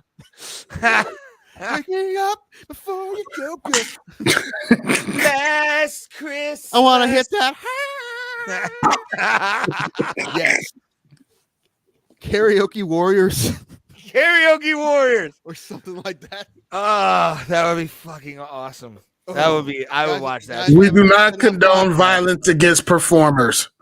Well, if you're being paid, I think it's okay. Yeah, dude. People will do anything to get on TV. Yeah, so I think that'd be great. That's gonna be our new side game show podcast. We're gonna do. It's gonna be called Karaoke Warriors. We're gonna sing karaoke and then we're gonna do weird shit to them. That sounds Yeah, weird, make it but like you know what I mean. Takashi's Castle back in the 90s, or Ninja Warrior, or the Most Extreme Elimination Challenge. Kinda, yeah, but they're singing karaoke. Beer jump rope. I'd be down for that. Casey Jones. But what does that say? are you karaoke? Oh, got it. I got it. Uh, Yeah. Are you karaoke? Karaoke? Are you Karaoke. karaoke there, man? Are you karaoke? All right, sorry. Is that an inside thing with like you and Mike? No, I was trying to do like a bad, smooth criminal, I know. but no, not really. I have done karaoke with Mike before, though. That's definitely true. Me and Kez and Mike have karaoke back in the day. I haven't been to karaoke since August of last year. I haven't been to karaoke since the pandemic, and it's very sad because I love karaoke. That's a good question. For $1 million, would you take a naked stink face from Rikishi after he's taken a hairy dump? No wipe. Do I ever get to wear goggles so I don't get pink eye? Yeah, I would say there'd probably be some PPE up in that bitch. And if not, listen, it's still $1 million. You can get medicine for the pink eye. So yes, the answer is yes. Whole milli? Yes. Yeah, in I cash? would do it. He's really only getting got- like 700 out of that, right? Taxman takes maybe 640. You can structure it to where there's no taxes. I dare a think so. tax person to come near my money after I'm taking the shit face. Anyway, don't take my pink eye money, bitch. Yeah. Your face looks like you just ate chili. It's not a good thing. Oh. How about this? You have to chug 3 bottles of strawberry wine while you sing Strawberry Wine. Oh God! Is it on a hot July moon? It is. It is. Strawberry 17. Yes. I know what that looks like. My so you know what I'm saying. uncle was a bit handsy. Yeah, you pick a song and then there's a challenge with each song. And then yes. Wayne Brady host. I love it. Please. He's No, already. Listen, we can do this. Let's get a hold of our people. We know people that can help with camera stuff. We're making the show. We're getting our friends to do it first. I had a customer. You have to do it cheap too, so it's going to be just shit that like we can afford. But we'll figure it out. I had a customer at my day job the other day had Match Game 75 on, like with like Charles Nelson Riley, Uncle Arthur from Bewitched.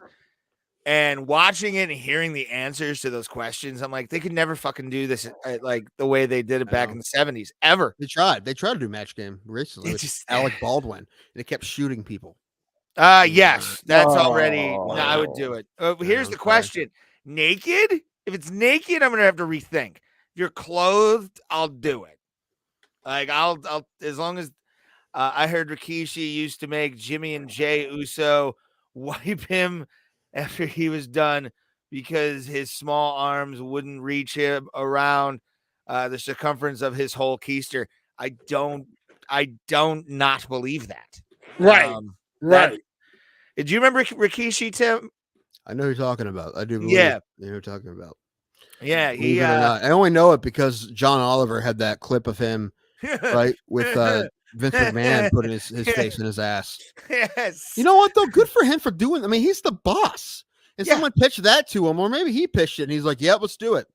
All right, Pat. I could see the meeting. Like Vince brings Rikishi into like whatever office in the arena he has. Rikishi, I'm gonna eat your ass. Not basically that. You're gonna have tonight, Rikishi. I want you to pull up that thong, and I want you to press those hams against me like I'm a window. God damn it! Make it like an X-ray or a Xerox machine. I want to see it. God damn it! Sorry, I'm writing crazy karaoke challenge show in my notes here to remember it. I'm down. Crazy with a K. Crazy with a K. That's the name, but yes, I want to do this. Listen, our friends would do this if we try to make a version of this because it would be fun. Yeah, I think it would be fun to do. Think of different things they have to do that number one we could afford to put together. There'd be nothing better than somebody chugging like 4 shots of like vodka, and all of a sudden they have to sing "I Ran" by Flock of Seagulls. Like I think you have to sing "I Ran" by actually being chased by someone. Yes, and the goal is you have to chased by a police dog in full gear. We can't afford that, Ray. I'm trying to think of stuff we could do. We could make that on our own. Like we just put a bunch of pillows around somebody, and I guarantee you. Where are we gonna get a police dog, Ray? None of us have It has friendly to be- relationships with the police. I think do. I could get. Yeah, I was about to say I do. All right, I come have on. a good relationship We with borrow many a police. All right, if we can borrow a police dog, we're doing this. By the way, I like it. Listen, we've had so many good ideas. BO Grappling Championship, the submission pillow combat fighting. That's another one. And then this Wheel of Combat. We've had so many good ideas. We haven't done any of them yet because we're very lazy.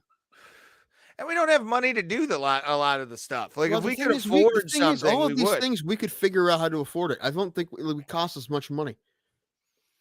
Ah, I mean, we're not trying to make it a giant production here. you have to put turtles in your pants. I'll do it. Police dogs are free if you commit the right crime. That is fair. That is a fair point. That is fair.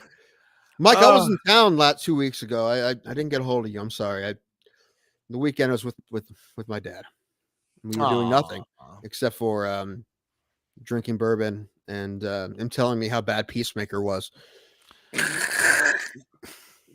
Makes me sad. I thought he would at least enjoy the Red Dragon. Like the way you've described him, you'd be like, "Yeah, I like the guy from T2 is his dad. He's got some points." Like I thought that was going to be something your old man would say. He didn't like seeing it. I don't think I ever sent this. I'm going to send a picture to Thomas here. This is from yeah, my bad, Mike. I should have. I feel bad now. Next time I come out, I'll make it because I know it's either Friday or Saturday, and I think I was Friday we had a podcast, so I was podcasting, and then Saturday I was with Dad. All right, well, next time I'll figure it out.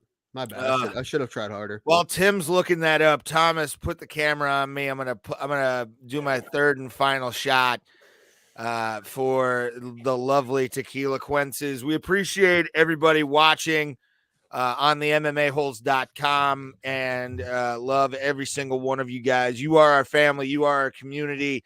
And and Maz said it best also, there's no more powerful community than the MMA Holes community. And you guys have shown that every single time we've done a show. What's his name? Maz? Moss. Yes. Whatever. I say Maz. M-A-S to me is Maz. Or if it's Mas, like the Mexican Mas, I understand that. But no, that's his name. Oh, I don't know. I'm calling Christopher. That's fine. I'm not going to call him Christopher. I like Maz better, to be honest with you. All right. Tequilaquences for UFC Columbus. Whoa. Let me see that shot glass. Ray. Yeah. A little bit more there. Come on. All right, you bastard, you sadist, you son of a bitch. This is why the wheel keeps getting you, because you're not drinking full shots. I feel like I've done some Jobu level shots. Should we get a Joe Boo for this show? Yes.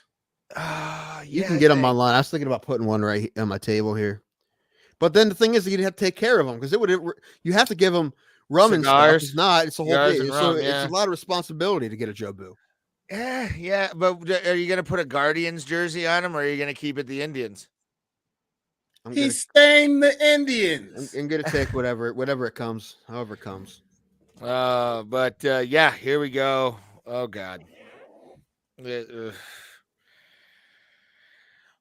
right. 3, 2, 1.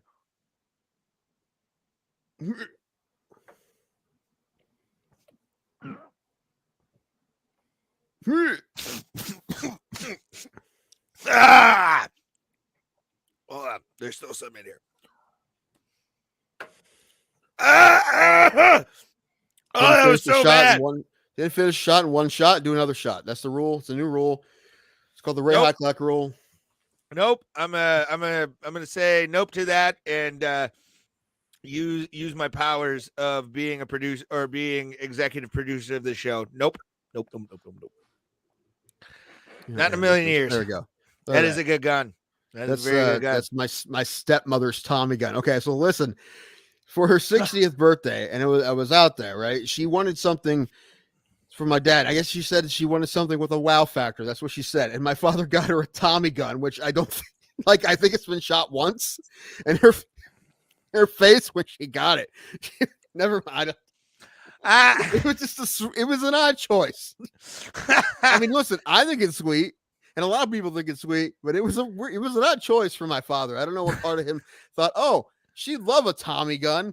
She's always wanted a Tommy. She always loved It holds Al Capone. 60 rounds, so I mean, she's turning 60.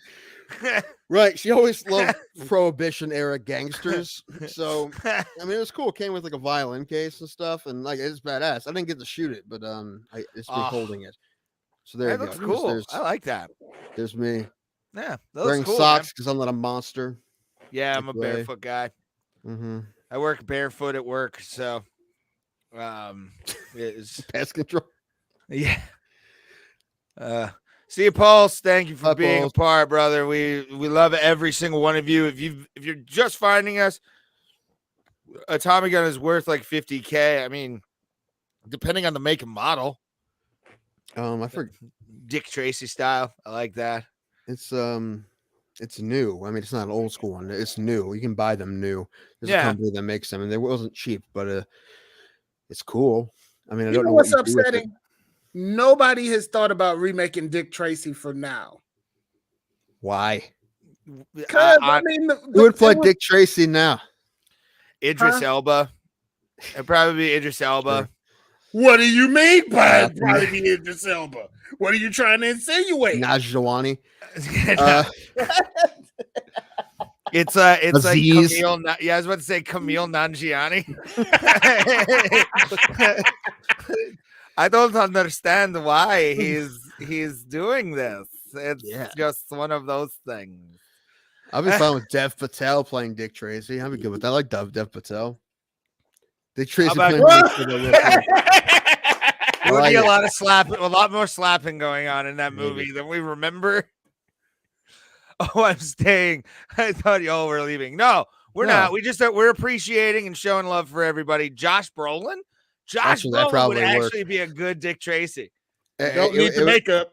It would depend on it would depend on what the kind of theme you're going with. If you're going dark, yeah, Josh Brolin would be good.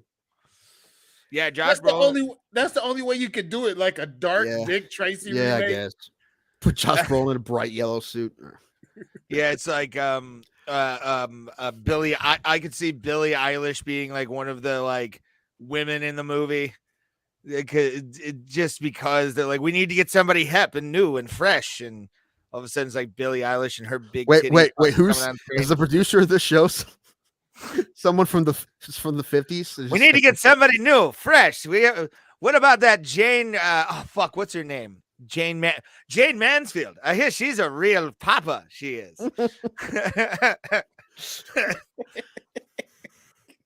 That's it. I'm gonna write Hollywood about it. Whoa. Go ahead, write Dear Hollywood. What we get? Trans swimming athlete Dick Tracy. Whoa. I love our audience. By the way, I think our algorithm on YouTube is starting to get a little bit fucking out of hand. I need to address this. Thomas, I put it in our the photos of the overlays.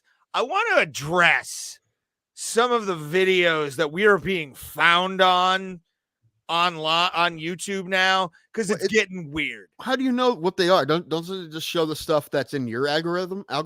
No, it's I have our on YouTube Studio. I have our profile logged in, so I can look at how many people are watching. And again, thank you guys.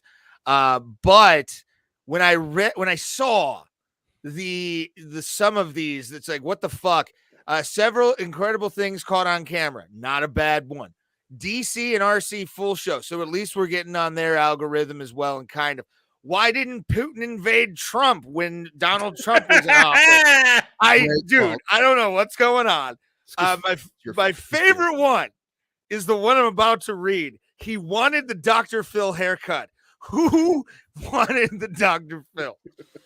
Is my question. Rapture watch for March 23rd, 2020. Wait a minute. Hold on. Should you date a godly woman? What is that? Two hot chicks. I looked at it, and these two women are fine, but they're Jesus-y, and I've already kind of written that off. I'm not into like some women who are like soups religious. Not my thing. The Fed will seize all your money. What the fuck is that? In the future. No, yeah, listen, yeah. This is the kind of conspiracy crap we get because of Ray. This is Yes, probably. That's why we got that. That's why we got the why didn't Putin invade when Trump was. That's why. Yeah, the godly woman thing is because of Thomas. Probably. Yeah, it was. You talk about it all the time. How you're looking for a good Christian woman.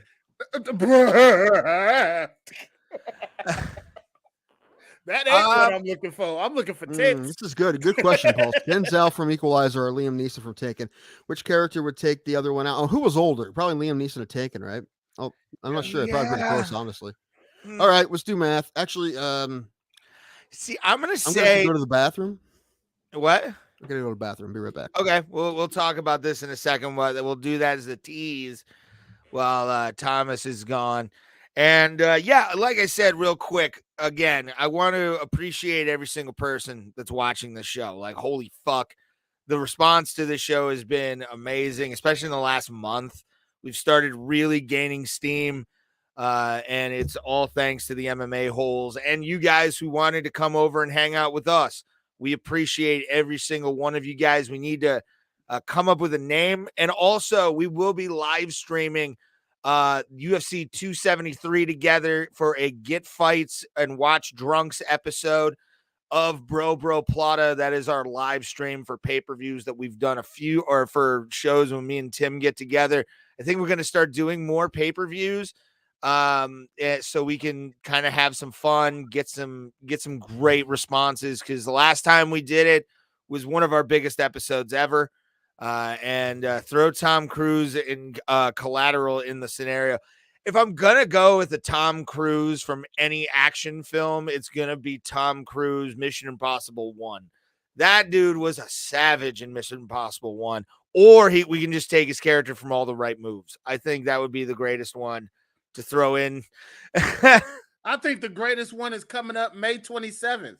What's that? When Top Gun Maverick releases.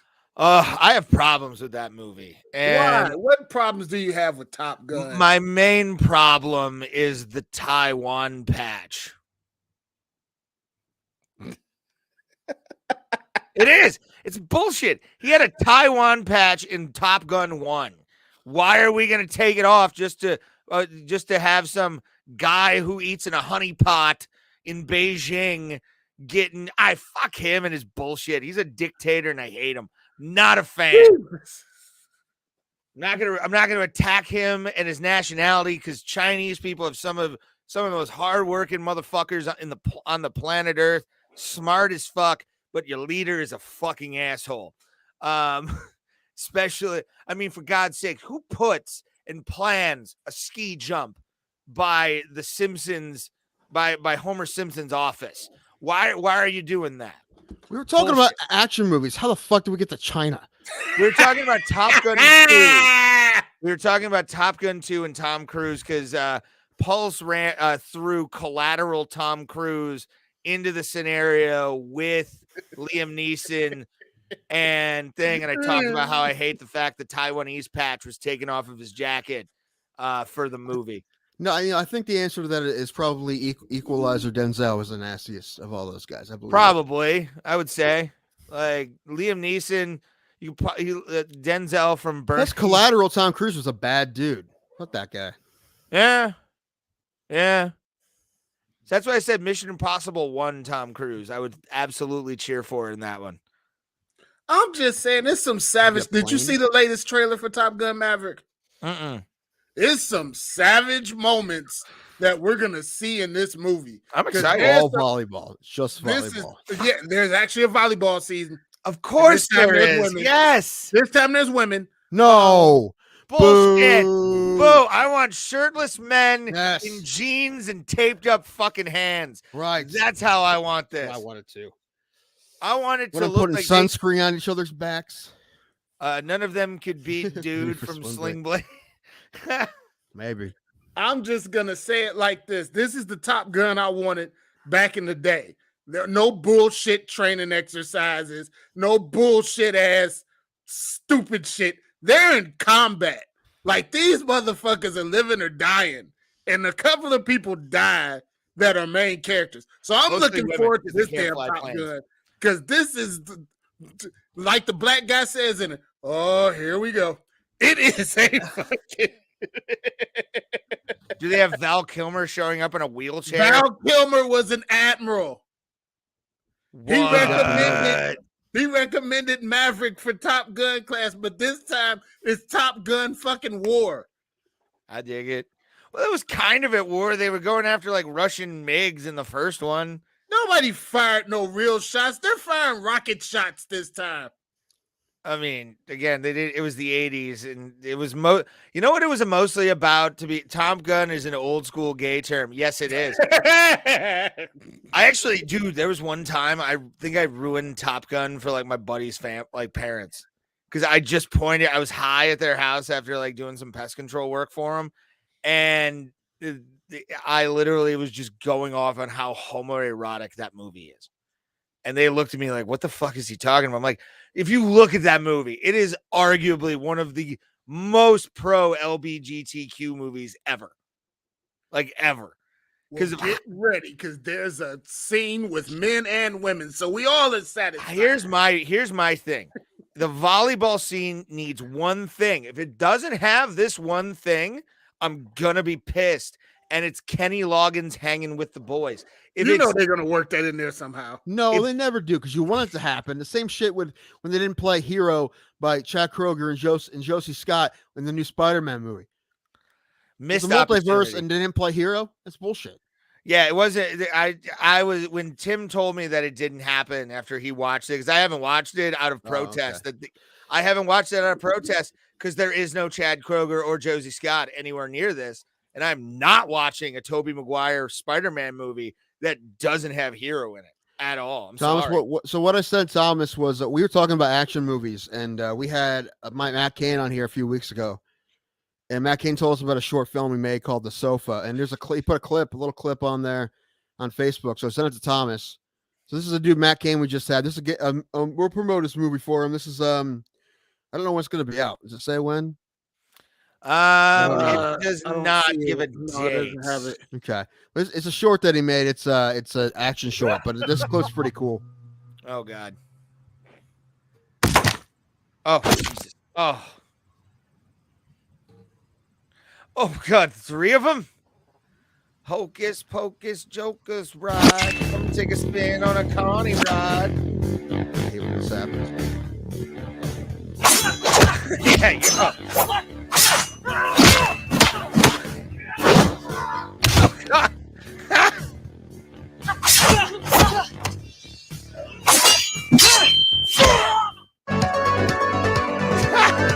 I'm excited to see this whole thing. That music is brilliant. That music is. I have to watch that. But the action in is cool. You know, they do a good job. Matt was here talking about how all the stuff they do. And I'll give some of our donation money to that movie if it needs to be continue to be made. It's over. They already made it. I don't know what they're doing. Bullshit. When the Foot Clan confronted April in the subway, that ninja was like, "We've been waiting for you, missile near." Jesus Christ! I have no. Is that from one of? Oh, I get it now. Pulse, come on. I didn't get it. I mean, as long as it's not Booker T talking about Hulk Hogan, we're good. No, so in the movie, in the scene, when they get to the subway, April O'Neil gets down there and he says, "We've been waiting on you, Miss O'Neil." Not Miss O'Neil, Miss O'Neil. Gotcha. Oh God, went full Mr. Miyagi. I get it. Random question: whatever happened to Yasiel Puig? He's running baseball for a second. He was. Well, yeah, he hasn't signed with anybody again. He didn't play with anybody last year. I think he just wanted more money than people. I don't know. I feel like he would have, if someone would have given him like a minor league contract, and he may have made a team. But I think he just wanted the money he thought he was owed, and he just didn't play. I mean, he was with the Indians. We traded for him. That trade we made with the Reds, the Trevor Bauer trade, and as soon as that trade went through, he threw a bunch of punches in the face of the Pittsburgh Pirates, which was kind of hilarious. That's how you get yourself welcome to Cleveland. As soon as you get the trade gets announced, you start throwing punches at guys from Pittsburgh. That's how you do it. Yes. But yeah, he played for us for a minute, and then since then, I don't know. I mean, he was the man. He was the man. I mean, he fell off a bit when he was in Cleveland, but when he was with the Dodgers, he was the man. I mean, that guy could steal bases, hit for power, had a great arm. I don't know what he's doing now. I don't know. Have you looked it up? Yeah, I thought Brandon Phillips a Hall of Famer. No. Okay. No. I like Brandon Phillips. So the Indians had him too. They just didn't give him enough time. Like they had him start at one point, I think, and then they were just like, this guy isn't going to be what we thought he was. It just took him a little longer to become the player they wanted him to be, and he did become that in Cincinnati. But it took him a minute.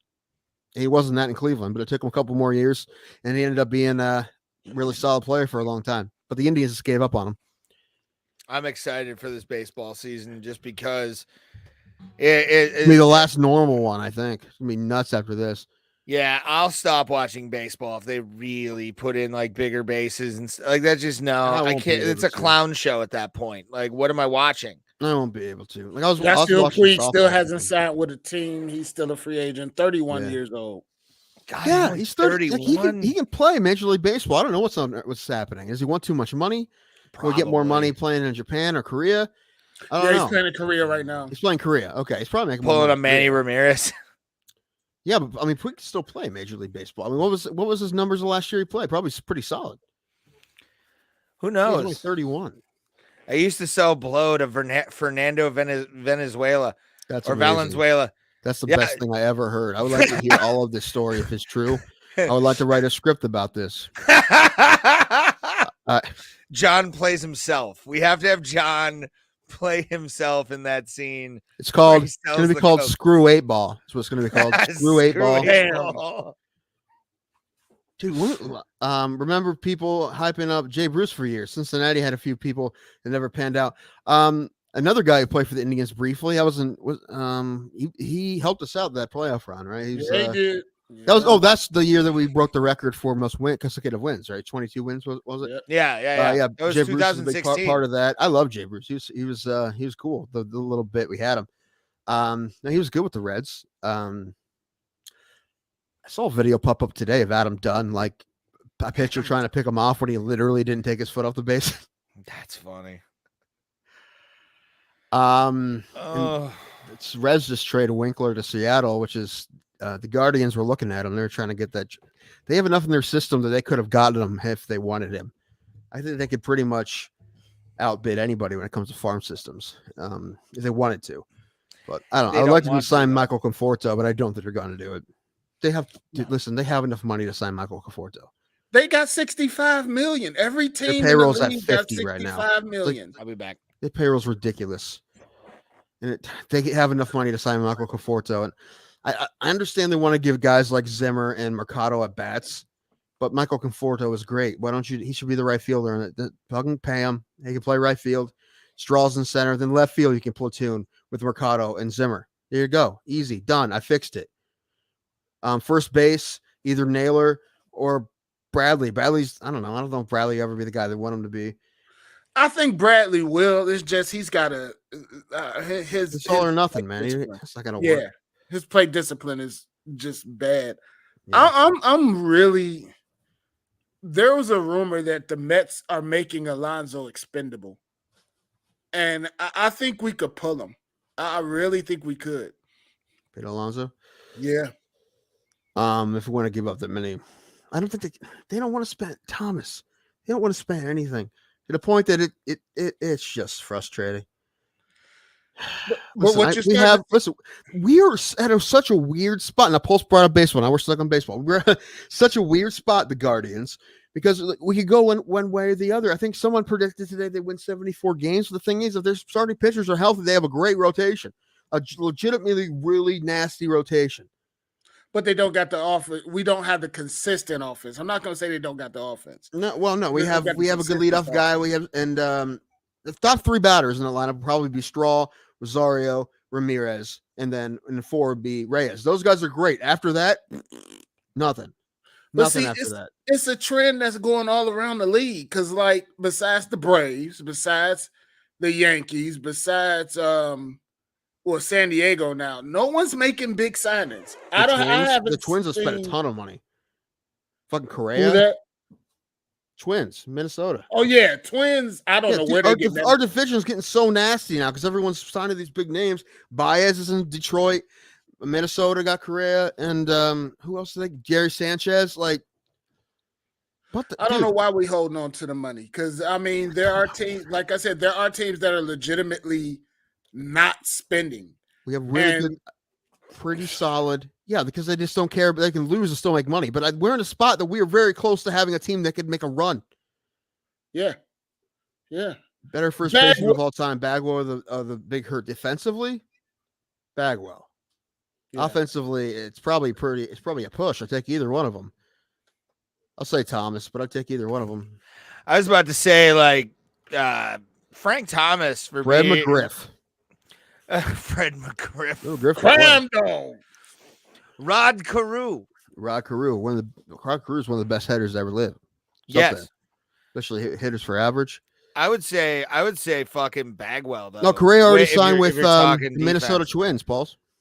Yeah, he's in our division. He's a Twin. Yeah, which is the last place I fucking wanted him, but I bet. Listen, this is a little bit better than what's going on with Ray's team. You know, they're not doing shit. So yeah, they are absolutely not doing anything. They're not signing anybody. I mean, listen, they did sign Bebo, Roberto Perez, who's going to help their young pitching staff because he's a great catcher. Besides that, the Nuttings don't ever. I mean, we have the one kid that just crushed a ball in spring training. I can't remember his name. Brian Reynolds. Yeah, Brian Reynolds. He's good, and then Key Bryant Hayes. You have good young guys, so you'll be good in a few years. But you're not. But here's the thing: no, we won't, Tim. No, we won't, because every time, and Thomas can agree with me probably here. I know it's happened before. Dude, we get amazing players. These guys who can give us top tier fucking level, we make the wild card every once in a while, but then you just fucking trade them off because they're asking for way too much fucking money. That's the thing. The Nuttings don't pay. And as soon as a guy gets to a certain place, they just go, yeah, you know what? The fucking Phillies will take you for that money. That's pretty much what the Nuttings do. And I hate that. Teams like that get about 3 good years out of 12. And we're looking at Reynolds. We're looking at plucking Reynolds. They're trying to I hope not. I think a couple of weeks ago they're trying to put a package together to get him. We'll give you the Akron Rubber Ducks for Reynolds. There may be some good guys. Stephen Kwan. No, actually, if you can get Stephen Kwan, take him. Stephen Kwan. I like Stephen Kwan. We'll give you Veer Mahan for Brian Reynolds.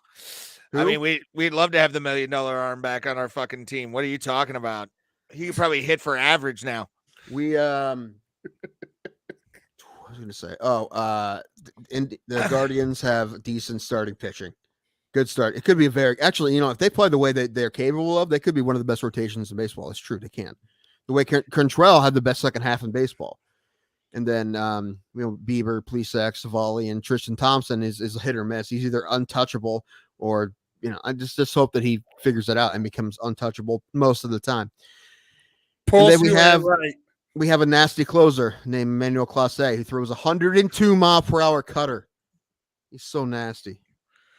Paul, since you started us on this baseball track, who's the best mascot in baseball? And why is it Slider? God damn it, my camera. You know what? Fucking OCD always gets me in trouble. Actually, I think the answer to that probably is the Philly Fanatic. I mean, because Slider it looks a lot like the Philly Fanatic. Yeah. So I feel like you can't really say Slider over the Philly Fanatic, and you're just being a homer, which I am. But baseball mascot. Wait, Ray, what's the name of the Rockies mascot? Scott Digger. Orbit from the Astros. Good one, Paul. Orbit's a really good one. Orbit's I like Orbit. Just everything Houston Astros can suck it. Except for Orbit. I feel like you can't hold the cheating against Orbit. You know what? That's true. You can't hold that against Orbit. That's mean. Even I'll say, that's a mean thing to say. Orbit is a cute mascot. The Rockies mascot, Digger, is a great mascot. What is his name? Digger. What is his name? Digger. Lewis Brinson's Da, da, batting da. right now. What are you saying? I feel bad. Where's for the that stadium guy. where they have the hot dog races? That's Milwaukee. We No, have hot them dog here, races. too, yeah. Hot dog races is Cleveland. Pierogi Oh races. yeah, they do have the hot. is- He's probably Digger. Fuck. There we go. no, Comments are Cleveland alive has- again. The pierogi races is Pittsburgh. Yeah, Yeah, which I was happy sausage you got races to is witness Milwaukee. that. Cleveland is hot dog races. yeah. When we went to the Pirates game last year, I was happy as shit to have you see the Great Pittsburgh pierogi race in that. did, Like I I enjoyed thought that was such a cool thing for you to experience because you always had the hot dog or the what's the name of the company? Sugardale hot dogs. Sugardale, Yeah, the Sugardale races. You guys I had used that, some but Sugardale dogs, man. Mhm. But yeah, they have, and then I think Washington does the president races, which is pretty funny. Yeah. yes, they Yeah. do. Yeah, yeah. DC does those. All right, listen, what has to happen, Thomas, for us to be able to get in the hot dog costumes? The three of us get to do a hot dog race. Talk to Indians PR, media relations. I mean, I'm Just, out. hey, I'm we want to on. be a hot dog. Who are you? No one. We're no one. Just let's be hot No, dogs. you know what? You would think that, but seeing as how I said the Indians, the Guardians PR is so easy to get in contact. As a matter of fact, if we make it a team effort, I can guarantee you we might be able to get in it. Maybe. Do they let people in it though? Yeah. I Sometimes mean, they I know people- John Boy Media got to do the I think what did they do? The one in Milwaukee, the sausage race, I think. Yeah. Let them do that. Who was the guy? Tim, you're a more of a repository, and Thomas, you may. I'm not sure. Who was the Pittsburgh Pirate who got in trouble because he tapped one of the sausages in Milwaukee with his bat and caused the sausage to go face first? Remember the early 2000s? Kid Rock had a homeboy called Uncle Cracker. Whatever happened to him? Yeah. He making albums. He's still around. He's making albums. He just did a song with Jarrett Reddit from Bowling for Soup on his country Did album. he? Yeah, it's called "I'm More Country Than You." It's Jarrett J. Reddit That's awesome. featuring I Uncle need to Cracker. listen to this album now. Oh, it's great. I told you it was good. It's real country. Do you want to know how trash I really am? I have this statement about my life. I have seen Uncle Cracker and Kid Rock perform their albums live, like on stage. Okay. It's a trash thing. Like, especially Tantric. You remember Tantric? No, I like Tantric though. They opened for Kid Rock and Uncle Cracker. What a laugh after Tantric. Well, listen. I was at Rock and Rage in like 2008 when he was one of the headliners, and he was the first day. I think he was the last act, and we left after whoever was before him. I think maybe STP. Nice. Maybe. That's a good one to leave on though. Like that's a good one. They may have been. respectable. I know it was the first time they played in 7 years at the time. I think the That first was with time. Scott Weiland. How old was I at my first Kid Rock concert? I was 8. I don't think so. No, but I was know that 9 when Kid I went Rock to and my first Kid Eminem Rock back concert. in the day had a lot of beef. They did not like each other. Yeah, they I did know not that. like He each other at all. no, he was more like northern Michigan, northern Detroit. Actually, he was like suburban. His dad owned a dealership, for fuck's sake. I love Robert Ritchie. Do I love his new stuff? Kinda, because dude, it's I mean, if it's you funny. look at it, yes, I was about to say, if you look at it from a comedy perspective, Kid Rock is hitting his pinnacle of life. Like, to me, I think this Kid Rock is the most Kid Rock that Kid Rock could be, without a doubt. Like, following his career from Devil Without a Cause, it was my first album. Then obviously History of Rock, and then all the other albums. Cocky was like my real last album that I ever bought of his, but like, because it was fucking great, and it was on a bunch of WWE stuff, so I couldn't help but love it. But like the stuff he's doing now, hilarious. Like, I remember the first time him and Hank Williams Jr. played on TNN back or CMT, whatever.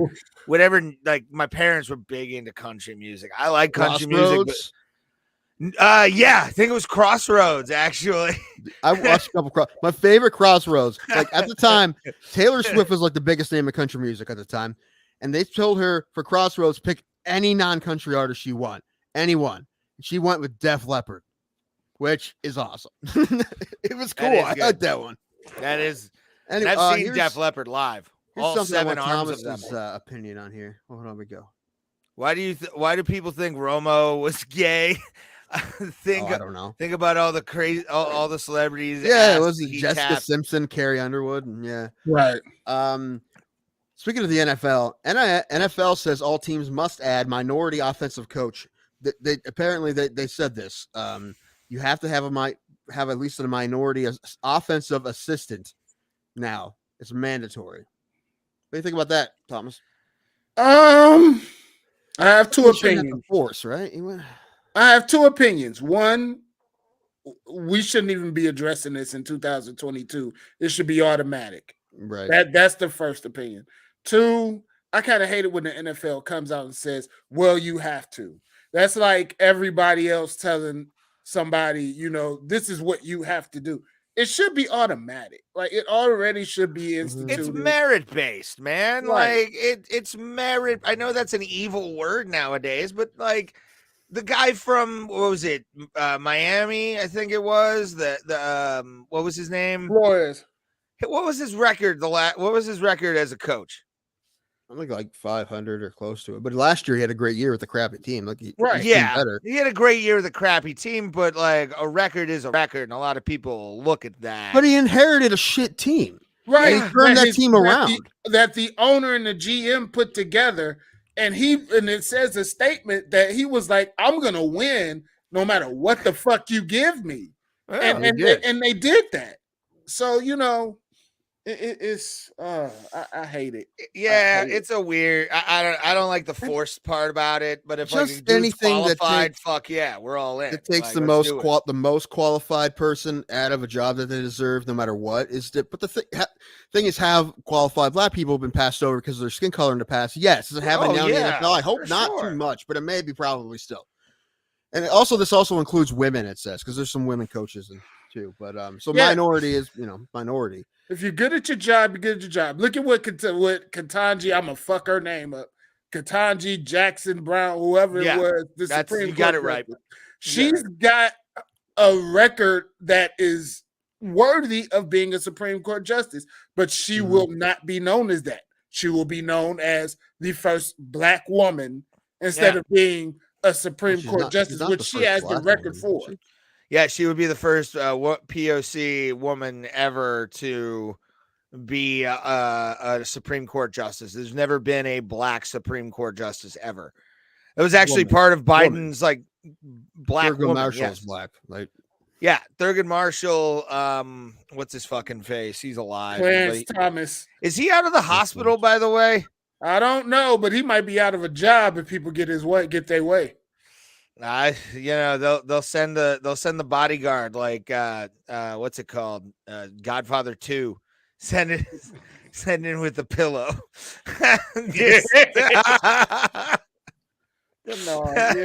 That's so. Here's some of the questions they were asking her at her confirmation hearing. Yeah, no, we don't need to people already know what they're talking about. Besides maybe like the transgender thing, the woman is a woman thing. But the one that we're really hammering on, and I don't understand it, but I kind of get it, is like the pedo thing. No, the pedo thing. Like letting like guys off with like lighter sentences for like child porn, which I will say this, and luckily none of our people ever even in our chat are good people. Never let a fucking somebody has child porn on their fucking thing out of jail. Ever. What up, B-Man? Well, now we brought the mood down. B-Man brought it back up just by being here. He's a financial backer. I'm gonna go back to the mascot question. The greatest mascot that ever existed. Iceberg from the Pittsburgh Penguins. No, the San Diego fucking chicken. He's a cool guy. He's a really nice guy, actually. The guy that plays the San Diego Chicken. Really cool dude. Like, I'm not gonna lie. I've met him on a couple occasions. really fun, cool guy. Like I have nothing bad to say about that guy. The dude that After that is the big titty lady that was kissing players. I can't never remember her the name. bone lady. Yeah. The bone lady from the Browns. No, there was a lady back in the Yeah. 80s when the San Diego Chicken was going around, and she seemed to follow his track. Yeah. She would get on the field with them big old gazungas and kiss players. Yeah. I know what you're talking about. Yeah. There used to be a guy, and not because I'm a hockey fan, I remember this dude so well. But there used to be a guy by the name of Crazy Claude, the trumpet player, who would this guy was the San Diego Chicken of minor league hockey. He would show up, always would be like whoever would pick him up, always picked him up from the hotel bar. He would get wasted, just hammered drunk, and do that kind of and on the trumpet and wear whatever team's hockey helmet they had at the time. He would get out, he would climb the boards and fucking just play the guy, sometimes fall flat in his face in the ice and break his teeth. Guy was a nutbag, but Claude, the trumpet player, was always a normal fucking occasion at a hockey game. We would see him in Cleveland 2 or 3 times a year. So, did y'all hear about the guy who got a whole naked woman tattooed on his back and went to prison? They had to put extra bars on his cell. Well, I mean, no one can jack off to his back. Yeah, just some dude. He's taking a nap in his cell, and fucking Tommy in cell block B comes over. Like, no, why? Thomas, I sent you a picture. I see. I got it. Hold on. Jesus. Speaking of the San Diego Chicken, you have a picture with the San Diego Chicken? Well, kind of. That's fucking awesome. I don't even have that. I wish I did. This was at the Hall of Fame last year. I had a picture with the San Diego Chicken costume that was set up in a case. Yeah. I've seen that at the Hall of Fame. There it is. Yeah, I've seen pictures of that. That's fucking awesome, man. Yeah. I was honestly waiting for it to move. I'm like, this somebody in there. Me too. I would have pissed my pants. I'm like, wait a minute, hold on. Hey, look what I'm wearing. All right. I know. It's like you never leave that thing. But as a Lumberjacks fan, I appreciate it.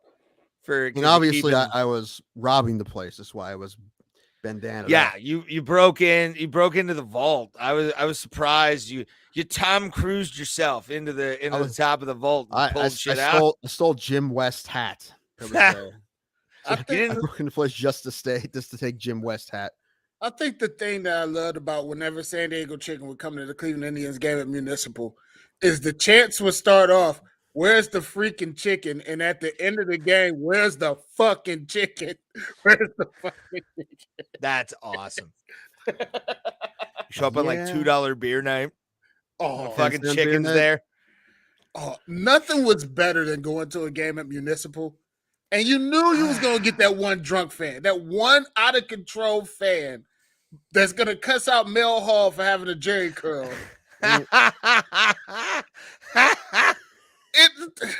Those days are awesome. No, I haven't heard that name in fucking years. Mel Hall. Okay. Bro Plata, where Mel Hall is referenced and no one cares. Mel Hall. He did have such that was Preacher in Coming to America good. He was juicy. He was very juicy. He was so juicy that he went up to bat and his bat slipped out his hand and hit a little girl in the head at a game. That's funny. Sorry, I was just watching a video of a chick weightlifting and pissing herself while she did it. I don't know why. That was just on Thomas, on pull I never got into sports much, but after being an MMA fan, do other sports lose a bit of excitement? No. Football definitely. I kind of dropped off the football train when I found MMA. But also I watched boxing as a kid, so kind of just my combat sports brain kind of hit. Hockey, it makes watching MMA and then watching hockey is like 2 orgasms in a row. It's the best shit in the world. If you can follow an MMA fight with a hockey game, I'm so watching that hockey game right after because I know there's going to be more violence in my life. I feel like my blood pressure always goes up a lot more in baseball games than any other sport. Yes, I agree with you. So yeah. So the answer is absolutely not. Not even. Well, close. I mean, I love MMA. Obviously, we talk about it all the time. I love it, but baseball is obviously meant. I was telling a woman friend of mine who asked about like why the appeal of MMA, and I'm like, if you have a really good fight, it's like an orgasm. Like it's just this. That's where you went. I hope that was the first date. Fucking release. The first date you went. With No. It wasn't. Not you. a date. It wasn't a date. It was actually on Instagram Messenger, and it's non-comic, like somebody who's around the comedy scene. So I feel like I can talk normal to them rather than, have to hide anything. But like at the same time, you watch an MMA match where like Matt Brown versus Brian Barberena, that release after that third and final horn, you just go, you're like Randy Marsh. And now every single time I watch a good fight, I'm just going to think of that. And I'm going to vomit. It's like Randy Marsh vomiting every time I see a good fight. Just white sperm everywhere. Oh, come on. Uncle Cracker, follow me. Great fucking song. One of the best. You met me, don't know why you can't turn around and say goodbye. Heaven is a really good one because it's a great song about infidelity. Yes, it is. Or drug addiction too. Follow me. Yeah, swim through your veins like a fish in the sea. It's if you have like a twitch after a certain addiction. It's about infidelity. I understand that, but to me, it could be drug addiction. Okay, you're wrong, but okay. Art is subjective, sir. Not if the artist says it. I'm aware, but again, you can make it for me as a listen. We're talking about Uncle Cracker, okay? We're not talking about like Rush, all right? We're not talking about somebody with like deep meanings. I would put Uncle Cracker's first album against 2112. No, we will not. I know. I was being an ass on that one. I'm calling you out on that one. No one will. Don't ever Rush. No, you almost got me to cuss him out. My blood pressure is skyrocketed now. Hey, Neil. No, I said him. Did you hear what he just said? Talking about it was a joke. We're joking. Rush 20. I said Uncle Cracker's first album is better than 2112. See, he gets it. He gets that it's a joke. It's just like him saying that Habib is a shitty fighter. It's so ridiculous that it's not even worth arguing. Like that one was a legit joke. Like that one, I'm not gonna say with a straight face. That album is great though. Whatever happened to John Rocker? I loved John Rocker. Whatever happened to John Rocker? I heard the Imperial Grand Dragon for the Savannah, Georgia. Is that true? Probably. I wouldn't be surprised. To be honest. I saw on the internet via our friend Tony Mazer. He put this up, and then I sent it to people. I sent it to our friend Sean Lynch because I thought it was hilarious. Someone on eBay was selling a bunch of Trump 2016 bumper stickers that were signed by John Rocker. Like, how did you not? I almost bought one for Sean. You should have bought me one too. I would have loved that. John Rocker was just all up, all juiced up and probably on cocaine and John Rocker's the best. Him and Mitch Williams. Which those two together, that was the what's the word I'm looking for? Expiration for Kenny Powers were those two guys. Yeah. And Kenny Powers is like this much more ridiculous than those guys. Like this much. All right. I'm gonna go get more drink. We were back. All right, buddy. We would like to thank everybody for watching tonight. I'll be the one to tuck you in and that sounds stalkerish. Dude, that early Uncle Cracker is like some of the best shit ever. What did Rocker do or say? I A mean, lot. were you watching baseball in the 90s? A lot. Like, New York, especially, was not. He was not a fan of New York. When he came to the Indians, my father laughed about it, and my dad was a little racist. He was like, "Get the fuck out of here! They're getting John Rocker. All right, we'll go to a couple games." I thought John Rocker was fucking crazy, but I liked him. I don't know. Yeah. I love those. It all. I don't know. As long as you're just that proper amount of crazy for me, no matter who you are, I'll love you. Like the old man, the old man Phelps from the Westboro Baptist Church. Uh-huh. I loved watching that dude talk because he's fucking crazy. You can just tell the dude. That's where wrestling has helped me out. Was it worse than Chael Sonnen calling Brazilians animals? No, but their judges are. They're pieces of shit. Best actor, Keanu Reeves or Johnny Depp? Fucking Johnny Depp, bro. What? It's not even a fucking argument. Johnny Depp is a way better actor than Keanu Reeves. No, I'm sorry. No. Go ahead. My Facebook profile picture is me doing an inspiration to one of the greatest action heroes that exist in this world, and that is Mr. Jonathan Wick. Yeah, because guess what? He didn't have many lines in that film. That's why You that don't film's have great. to. You gotta beat people ass, and if you kill your That's dog. why it's great. Keanu doesn't say fucking dick in that movie. I watched Matrix 4. I felt bad. I'm like, what the fuck are they giving him? They did that, but they did that on purpose. Somebody just came out a couple of weeks ago and said Keanu Reeves and Catherine Ann Moss were not happy about making that movie. Dude, he put more emphasis into his when he came out at E3.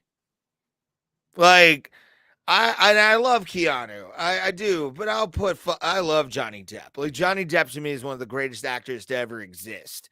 And that's a personal preference, obviously. But at the same time, man, like Vernon Maxwell, Ron Artest, Dennis Rodman, who's the scariest NBA player out of three? I'm going to say I was going to say Rodman if you're putting him in the Detroit Bad Boys days when he was like blood on his fucking jersey constantly and throwing bows in the goddamn paint. That was savage Rodman. Like when he got to Chicago, he kind of calmed down but got more into himself. Neither of them. The scariest player in the NBA was Xavier McDaniels. Yeah. That was a scary man that you could not trust. That's why I always say Bill Laimbeer. Bill Laimbeer too. Yeah. My favorite player of all time in the NHL is not like a superstar. I do love like my guys, Sidney Crosby and Evgeny Malkin. Steve Avery or Scott Avery. My favorite player of all time is George Laraque. This big black kid from Quebec. I think he grew up in Montreal. Dreads underneath his helmet, and would fucking he literally when he played for the Penguins in 2009 when they won the Stanley Cup. Larry Bird punked Xavier. I mean, it's Larry Bird though. Larry Bird punked everybody. Yeah, he was a fucking G back in the 70s. I found a bunch of a rabbit hole I went down on YouTube was young black kids discovering Larry Bird for the first time, watching like his mixtapes. I don't know why I kept watching them, but I couldn't stop watching them. And they all had the same reaction. Just holy shit, this guy was amazing. Which is not no one's surprised. They just I don't know, they're just unaware of Larry Bird. And the more you learn about the guy, you're more like, what? This is not the kind of guy we expect to be one of the best players to ever play basketball. But he was skillful, son. That was. His 3 game was outlandish for a dude like that came out. One came out of Indiana, so he's already got very sound. Hick from French Lick, man. I mean, he was straight up farm boy. And Ndamukong Suh, because I'm gonna put Ndamukong Suh in there. Bill wasn't dirty. He wasn't. He wasn't. No, listen, I'll tell you. Out of these three, I'll give you a better one. James Harrison. Oh yeah, well, yeah. Fuck James Harrison. James Harrison is one of the greatest linebackers to ever play the game. Kent State Golden Flash. To me, actually, it was kind of funny because my hockey jersey in like youth league was 92. So when like I saw James Harrison play the way he was playing, I'm like, there's no fucking badass that plays fucking the way I do, dirty and fucking will take it, man. But the reason I brought up George LaRock is the dude would look at somebody at a face-off and go, "Hey, do you want to go?" And the guy would either say yes or no, and then his patented line every time was "Good luck to you." Like, look them dead in the face, and this big black monster of a human being who was so powerful in his fucking checking game. Could throw hands, didn't give a shit. He was a great defensive player. He was always able to keep the fucking puck in the zone. But when he got his fucking mitt on you and started throwing, it's like watching Deontay Wilder or fucking Tyson Fury in a heavyweight fight. You're like, someone's going down. My favorite, someone's going down. My favorite one of his fights was when he fought Sean William Scott in Goon. Yes. And that's what he did. He said, "You want to go?" And he said, "Good luck to you." Yeah. Right? And then, that was his thing. That was his line. He would always say it. Always. And that's a wasn't horrifying a bad guy. thing. He just knew his job. Yes. Sue is the dirtiest. Yeah. I mean, Bill Romanowski, man, that guy was just not really good at beat up. Romanowski was a savage, though. Yeah. I loved him in Blitz the League on Xbox. I think that game was inspired by Bill Romanowski. What if everybody in this league was Bill Romanowski? Yes. Yeah. I love the fact in that game you could send hookers to somebody's fucking room to like slow them down. That was always the one. It should be a thing in MLB The Show. It should be. Oh, Thomas, are you getting the new game, the new 22? Already got it. It's on my station waiting on because I'll be able to play Friday. So nice. Well, I'm waiting on it when it comes out. You know what, though? When I bought it, the pre-order says it's going to come when it comes out. But it said, when I clicked on the thing, it says PlayStation 4. Then under that, it says console PlayStation 5. So I don't know what the hell I'm getting. So what you did, you bought the one that was, there was one that was available where you get both versions of the game. So you get the 4 version and the 5. So whenever you get a 5, you can just start it and upgrade it to that. Nice. As long as I have the one that works right now for me. Yeah, you'll have that one. I got the MVP version so I can get some stuff for playing online. Yeah. The thing is, this is a fucked up weekend, bro, because you got MLB The Show comes out. WrestleMania is Saturday and Sunday, and I know I'm not going to want to stop playing the game because I want to watch WrestleMania. And then fucking Monday is fucking Slipknot. So I'm not going to really be able to play the game until maybe Tuesday of next week. Tuesday, Thomas is going to be dead on the show. He's going to be playing baseball when we're I wouldn't blame him. Play this. Thomas and I are going to have a lot of battles. I'll tell you what. I'm down. Let's stream He'll probably that shit. beat me 90% of the time. No, I don't know. I'm okay in it. I got to up my levels. I was better when I was at ADHD meds, but now that I can't pay attention enough to remember what you just threw me, and I'm just, listen, it's just like real baseball. It's hard to hit on that game. So yeah, that's why I said I'm not all that great. I'm still on. It's coming out on the Switch. Yes, it is. Yeah. I looked it up to see if it's coming out on the Switch. I may have to buy that game now. And the beautiful thing is, it's cross-gen. So if you save it on PlayStation, as long as you remember your credentials or whatever, you can pick it up on an Xbox or a Switch and play from any other platforms. So how about online play? Is that cross-platform? Yes, it is. So Thomas, we're going to have to start streaming. Oh, my God. We're going to have to do a stream night where all of us play each other. I think that would be a good... I'm buying that game. I don't understand why most video games don't do this, though. Agreed. Like, MLB The Show has always... And that's the thing that pisses me off. Is it difficult to integrate everything? It's not. Not if you in put the today's work thing. in, like MLB The Show does not get enough credit for. It's always NBA 2K is this It's such a great game. and Madden is this. MLB The Show makes Fuck minor Madden. innovations and nobody ever talks about them. Mhm. And that studio has a good hold on that goddamn game. I Hey, they put out a quality thing every year. So eBay. where can I find a Triple H leather jacket with the denim on the outside? Yeah, eBay. Etsy, maybe. You might be able to find somebody that does their own. Thomas, I'm bummed because I can't make stadiums on PS4. You can only do it on PS5. Oh, I thought they fixed that this year. Did they fix it? I don't know. Well, I'll find out because, like, listen, I've made a lot of golf courses. I'll be spending a lot of time on my stadiums. But Pulse, I have a Triple H hoodie from 20 some years ago, and I'm glad I got it. Yeah, I know what the hoodie you're talking about.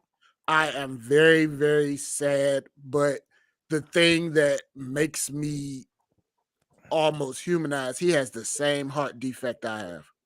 Oh, okay. So it when he was talking, because I watched the whole interview, and when he sat up there and said there was times that they would put him under the you don't know if you're gonna wake up. Mm-hmm. I felt him. I cried. I was like, oh shit. Yeah. Yeah, I mean, if you don't know, Triple H, Paul Levesque retired Friday. I think it was Friday on the Stephen A. Smith's First Take. Wait, who did? Triple H. Oh, he did from the WWE. Yeah, I know who that is. He retired on. Is he going to make the Chaperone too? I wish he would. That was funny. Wish. Brewster, if you can get a PS5, get a PS5. If not, get a PS4 Pro. Listen, I have what if I can afford it, but it's not the time. We'll create a Bro league. I think we should. If you can create your own league, I think we should do that. Make a Bro we tried to do that league. with the tournament thing. No one joined it. Hey, you know what though? If video games is different than the March Madness. You are right about that. So if we have people that want to join a league with us, I mean, now that I found out that that's cross platform and I'm going to be able to play you guys, it's going to be a way more fun experience for me. So I think we should create the BBL, the the BBPL, the Bro Plata League in MLB The Show. I'm gonna buy it myself. I'm gonna pre-order it probably tomorrow. This is a good question here from Pulse before what was it? Arch Rivals, Techno Bowl. What was the other one?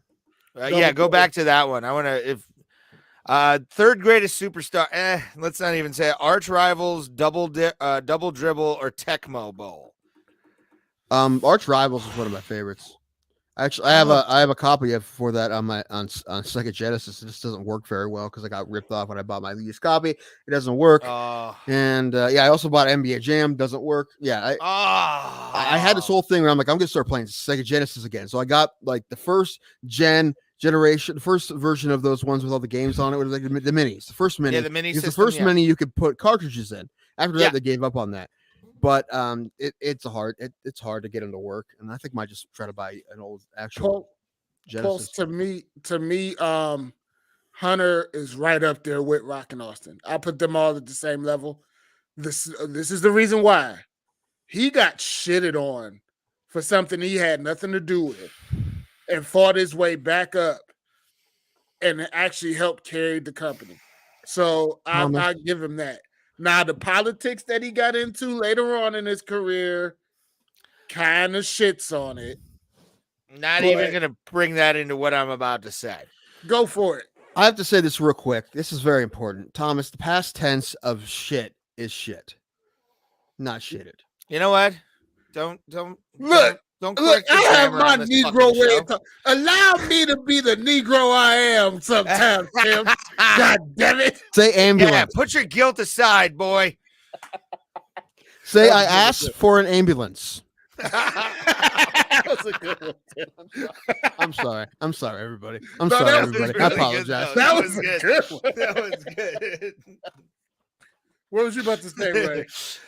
Okay, the reason I don't put Triple H up there with like Rock and Austin is I'm going to quote my guy, my Lord and Savior, the guy that's brought me through a lot of tough times in my life, the great Jim Cornette. Triple H was the guy that worked with the guy that made money. He was always second banana. He was never anything of that, but also he had a choice. He had a choice during the curtain call to say yay or nay, and he chose yay, and I don't blame him. It's his friends. I get it. But it did hurt him. Like seeing all the stuff I've seen on the curtain call and all that different kind of stuff. No, I don't put him. I put fucking Eugene before I'll put fucking Triple H in. Oh. Well, if you've ever watched a Nick Densmore match when he was like in the OVW, amazing. Oh yeah. So to me, I don't even put him probably top 15 of all time. But Triple H and Rock are like my number 2 and number 3. Ric Flair is my number 1. Like I love me some Nature Boy. Sure, the plane ride from hell, the whole thing, whatever. But there's many stories of him coming out naked in a robe. So he did it a lot. We'll say this quickly about wrestling.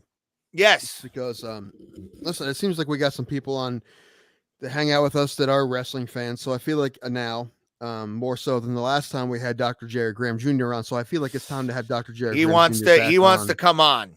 Then we'll Jerry set it has up. gotten We'll hold set of it me. up. Yeah. The same thing. Also, this is the thing. Like I said, he want me to do it, and Ray's like, I got it. Then he doesn't do it. If you want me to get do the it, I'll MMA do it. fighters, I can get the pro wrestlers. Well, you said you're going to have Eric Posen on. He's a fight coming up soon. And I said, I'll do it if you won't want to. He's like, no, I got it. He's my guy. I got it. And you didn't do it. So you understand my frustration? I'll hit him up tomorrow. I said that tomorrow. before, but you understand where the frustration lies here, Ray? Because I said I No. would do it. And you said, no, I'll do it. And then you don't do Hey, it. Let's just, hey. I'll do it. Gladly do it. Who was there for your first UFC fight, son? Alan and Jason. Damn. And John and his redheaded friend. And I mean, the Hart family for sure compared to the Von Erichs. The Von Erichs were a veneer. The Hart family was a shoot.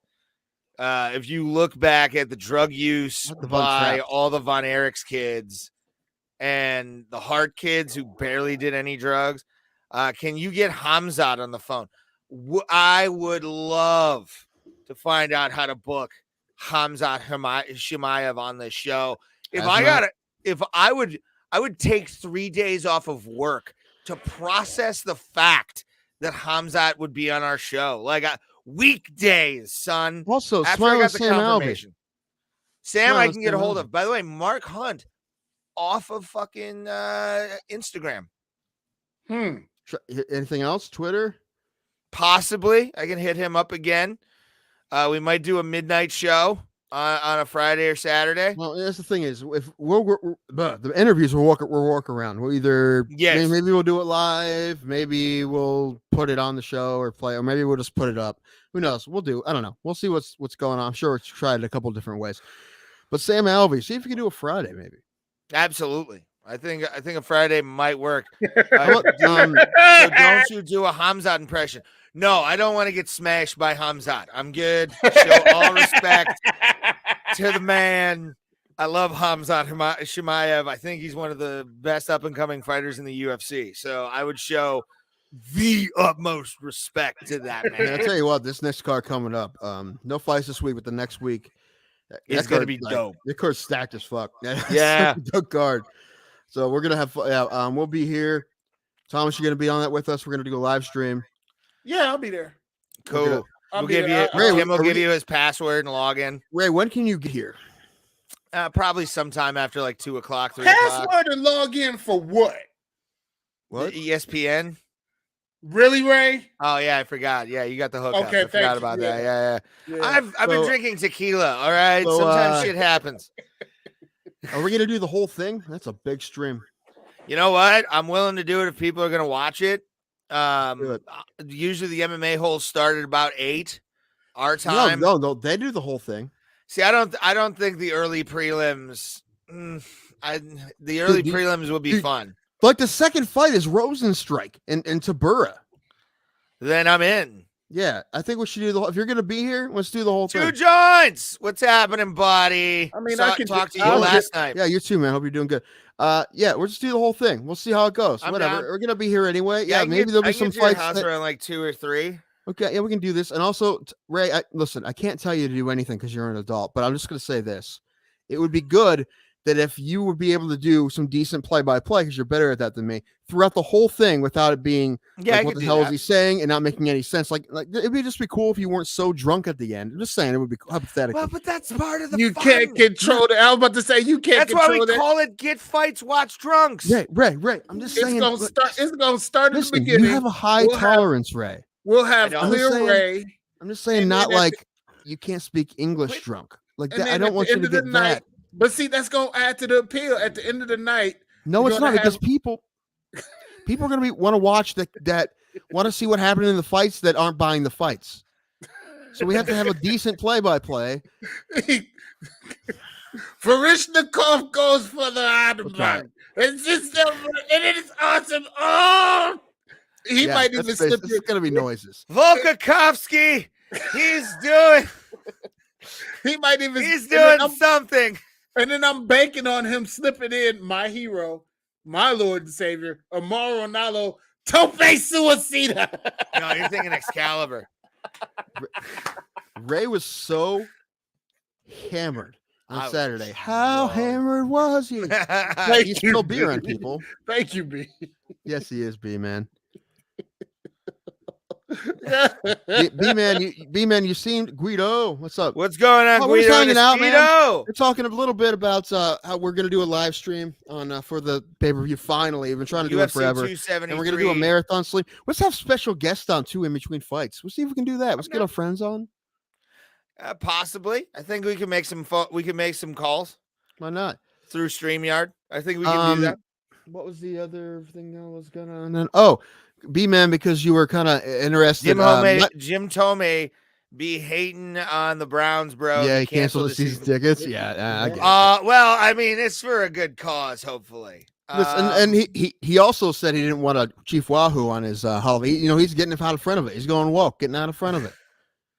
Who is was it Stephon Is Marbury? it and him were on the Marstonemeyer, Knicks? Hall of Famer? Wait. No, he got hurt way too much, I think. But he was great when he was healthy.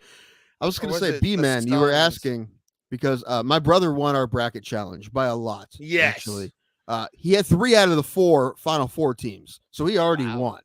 Yeah, He did a heck of a. And my brother watches zero basketball. I Zero. did earlier. Go crushed- back and watch, He B-man. crushed us, all of us. So I told him, I think next Tuesday makes sense because there are no fights Yes. this weekend. He got to think of a name. He's not really the guy to. I don't know what he'll come up with. I have no idea. I'm trying to. Yeah. I'll try to give him some suggestions, but I don't know. But I just told him it's his episode. As long as it isn't any like thing where he's gonna get us pulled off. He can put whatever he wants, and Ray will make him a thumbnail. We'll get him. will. We'll get a picture of him. Oh God, yes, thank you, B-man. Oh shit, Appreciate you. B-man. It's cool. How Well, did you- Guido, B-man, Oh, I wanted to ask you you'll a get question. it. I promise. Ray, you have to Um, send this to me so I'll give it to Eric. Okay, yeah, all right, yeah, Yeah, I can definitely do that. B-man, I promise he will get it. Thanks, man. I really appreciate it. That's awesome. My brother will Thank you, appreciate it too. B-man. Maybe he said, "Am I going to be on the episode?" I'm like, "Do you want to be on the episode?" Yeah, he can come on. He has to come on now to thank B-man. So yeah, we'll hang him on Tuesday if he can come on for a little bit. Yeah, man, that's awesome. Thank you, B-man. That's what'd you think? I need to ask a question because we were in the chat last night for the MMA holes.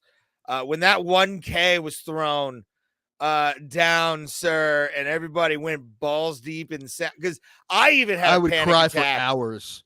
That'd be nuts. That would be the because we don't biggest deserve fucking it, right? So no. no, listen, I understood. Like his reaction was one thing. Like I said, I'd cry. He probably wouldn't be able to finish the Maz- screen. It'd be a whole thing. Maz jumped out of his chair. Like he didn't know how to react. Like I it wouldn't was know funny either. to watch, dude. I wouldn't It blame you. was- I don't blame him. Listen, I couldn't figure out how to react with what B-man gave us the other day. Like that was insane. So that I Always don't even think thank would be you, able B-man. to function.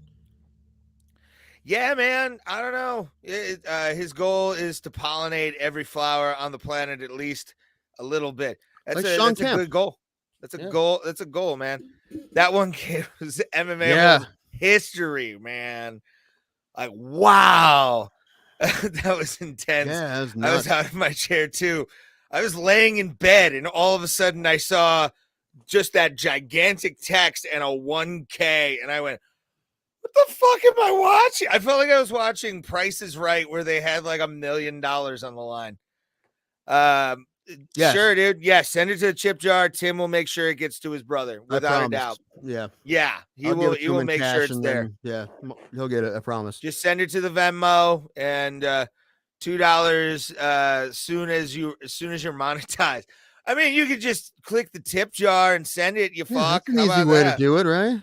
Yeah, we have the link in the description now because we're coming up in the world. Yeah, you I don't know if we want to listen. I mean, we love those guys, but we don't want our show to be their show. You know, we don't. No. So we want to do our own thing. I don't know if we'll do super chats anytime soon. Well, not anytime soon because there's we not would nearly need- enough. And we love all you guys. We try to get as much of the reading of the chat in as possible until I mean, if it gets unbearable, which I hope happens, it's a big from the hat. I hope it happens. So we'll figure something out. But but no, I don't think we'll do that anytime soon. At least no. I think if we that's start their getting thing. members, that would be the thing. Where like if you want to be a member and all that kind of stuff, Patreon, and then do we figure out the phone call thing yet? We got to figure out the phone call thing. Yeah, and we got to figure out. We'll I take think calls Discord, from we can hook Patreon that up. people. Yeah, I think through Discord we can hook that up. I know we can. We're just how we haven't figured that out yet. Yeah, so we'll take calls probably towards the end of shows. That way we can have a lot of people come on and hang out. Oh God, what's the chat doing? No, it's not the chat. I'm watching. I was checking my phone and somebody sent me a very inappropriate picture. Attaboy. Nice. It was hilarious. No, I'm not. Whatever booty he gets. Paul, no. I'm going to answer your question. If Rose Namajunas and Amanda Nunes were the same size, who would win? So I guess you're basically saying who has more skill. And I said Rose. Yeah, I can see Rose being able to kind of wear her down. It's going to snow from 2 a.m. to 9 a.m. and then it's going to be 70 tomorrow. I know. Oh, awesome. Welcome to Ohio, fam. If you're ever in Ohio, come this time of year. Ray, bro, who was that lady with your singing karaoke? Oh, he's talking about the Eye of the Tiger video. Oh, that's my friend Shauna. She is an amazing person. Thank you, B-Man. Tim Danko's brother is now $50 richer. Hopefully, my brother will spend it on alcohol that I can drink and not like a lottery ticket. Probably going to be lottery tickets. And I will do this just to make sure it goes to the right place. And you sent 75, you fuck. How dare you be so awesome? How dare you? Like, you're amazing. I told my brother 50, so I feel like 50 is for Eric and 25 is for Bro Plata. 75 is us. 68 and sunny where I am tomorrow. Where are you at, Brewster? Oh, he's in California. Oh, yeah, he is, isn't he? Look at this. Shauna's very cute, bro. Look at that. Look at this. Yeah, thank you. I appreciate that, man. Nice. Yeah, she's a fun little Italian girl who puts up with me. I actually tried to get her to go to WWE's Saturday Night Main Event in Erie, and she was like, "No, I'd rather not." Ray, just put a ring on it, Ray. Just put a ring on it. I'm working possibly on it. I mean, just do it. Like, just do it. Shauna's cool. Just fucking do it. She's awesome. She's awesome. Moving Her cousins have. Are you courting her? Yes, I am. She's mine. Depends on which day a week, I guess. Oh no, all the time, every day. Okay, I'm joking. I'll make a joke. Yeah, B-Man's the best. Thank you, B-Man. Yes, 50 is for Eric, and the rest is for Bro Plata. We appreciate you, B-Man. You're our financial backer, the guy that great expectations has great expectations for this show, and we do appreciate it. That's good. Listen, it really means a lot that anyone cares what we're doing enough to support us in any way like that. I mean, listen, the fact that you guys are here hanging out is one thing, but the fact it's great. Thank you so much. It means we're just idiots fucking hanging out. Yeah, we're morons, and that's what I love about this. Here's the thing: we're not Speak for yourself. But I am an intellectual socialite. That's true. Listen, no. Listen, all of us we're relatively intelligent people. We just do dumb shit, and we just like to drink and watch sports. I ain't intelligent. A lot of guys. We're just public schools. God damn it! How old am I? Normal dudes. And Thomas is perfect. And by the way, I have to say this. just because I'm looking at the number, and again, B-Man, thank you for the money you gave us. We've officially hit our year goal for StreamYard. So now everything else is just candy, and we appreciate B-Man, dude. Like how come you get your StreamYard covered and I couldn't get my StreamYard covered? I don't understand. I guess people didn't care, and I'm better at advertising that shit. Casey, you just gonna push this shit, ain't you? Oh God, why?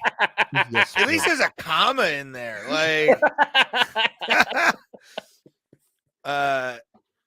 hey, these guys always tell me nobody gives deals on WNBA playoffs. Playoff tickets. I mean, I've never been to one. So I would if the Rockers were around, I'd go to games. Mm-hmm. Yeah, I would too. If they were in Akron, I'd definitely go to games.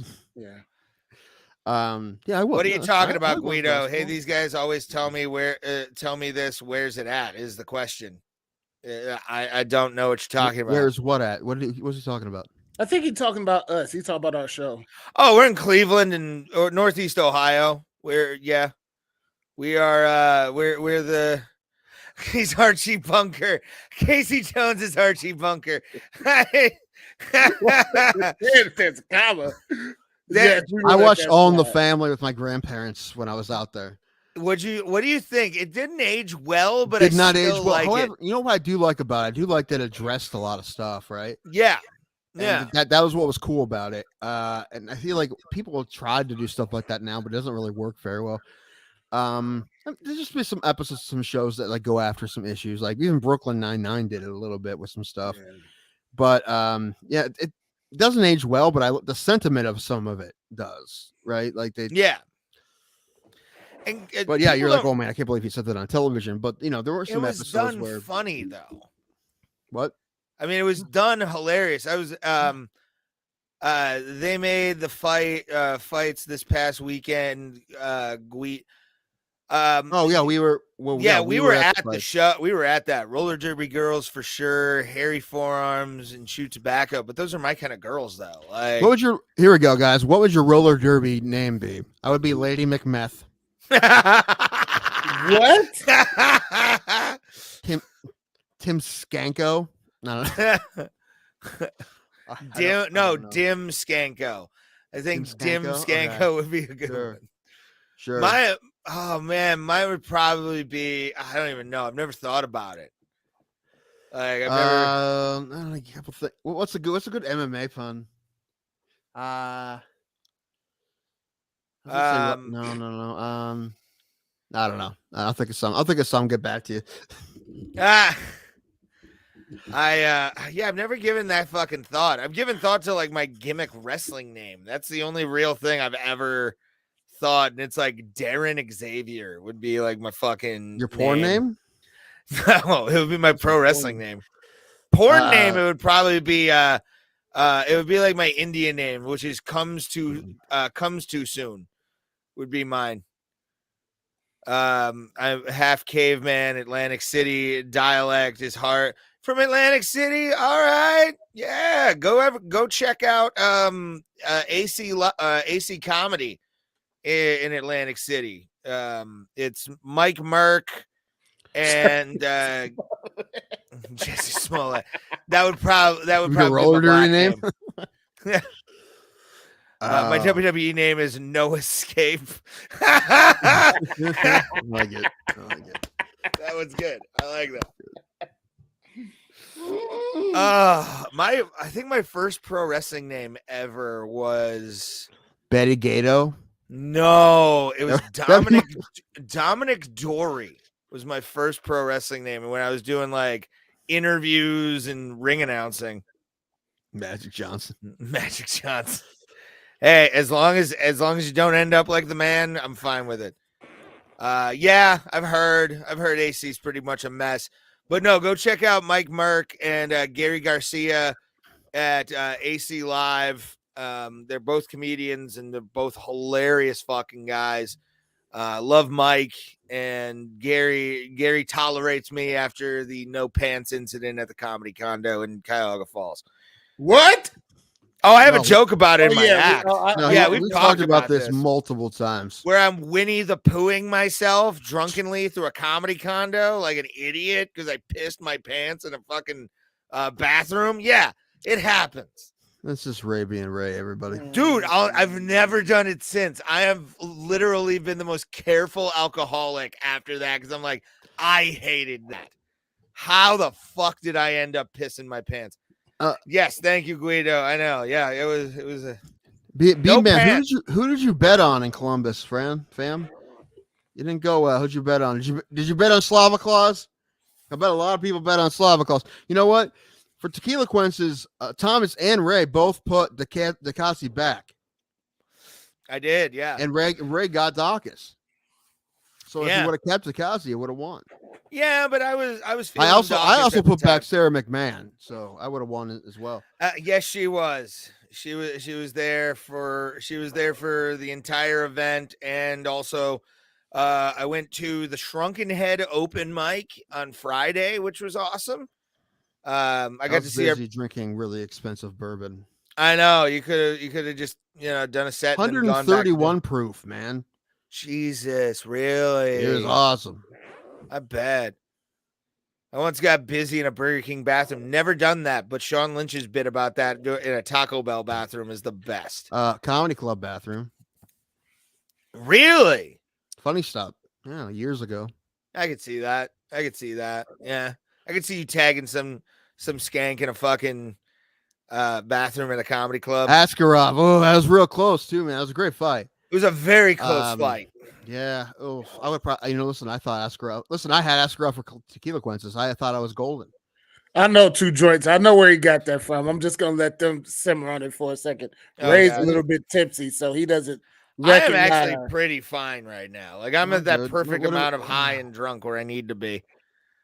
Yeah, no. I think France definitely won the fight. It was just what you hear earlier, B-Man, when I said that when they were showing the video for before Cara France went out there, they were showing his highlights and the thing the intro they always do, like it's on the broadcast. They showed the same thing. If you haven't been, anyone who hasn't been in the arena. And they showed the highlight of him knocking out Cody Garbrandt, who was there. He was there, and I see Cody Garbrandt just like throw his hands up when he showed that. Like, I didn't even see that, but that's funny. It did. I wish I would have filmed it. It was great. Yeah, that would have been kind of funny. Stipe walked by him because they were both in the first row, and he gave him like a half fall down, half tackle, like, "Hey man," like rubbing the head and stuff. I'm like, I wish I would have got that on film too. That was like cool. It's like two brothers, like it was like each other that. At a family reunion. Yeah, two Ohio guys, Northeast Ohio guys. Joe Burrow's suit game at the fight. I saw a picture of him and Bruce. He wasn't wearing a suit, was he? Wasn't he? I thought he was. Yeah, I think he was wearing a suit. He was wearing a track suit. Still, whatever he was wearing was top shelf, son. All right, top shelf white trash. Like I love Joe number Burrow. One pick money, dude. If the doors are rocking, don't come and knocking, bro. And Sonic. She got that half price chili dog, fam. Cody Garber thing. Yeah, it was funny. I really wish I got that on video. That would have been funny to see because I remember when Stipe came out, man, and it was like the voice went nuts. I'm like, why is it going nuts? And first time it was Joe Burrow, and then it was Stipe. Yeah, he didn't go nuts for Cody. Yeah, nobody cared. That's fun. But yeah, man, it was that whole experience. It was my first time in 5 fucking years going to a show, and it didn't disappoint. Everything about it, I didn't. And this is my only gripe, and it goes with the video that's on our YouTube page. The short of us doing the Eye of the Tiger.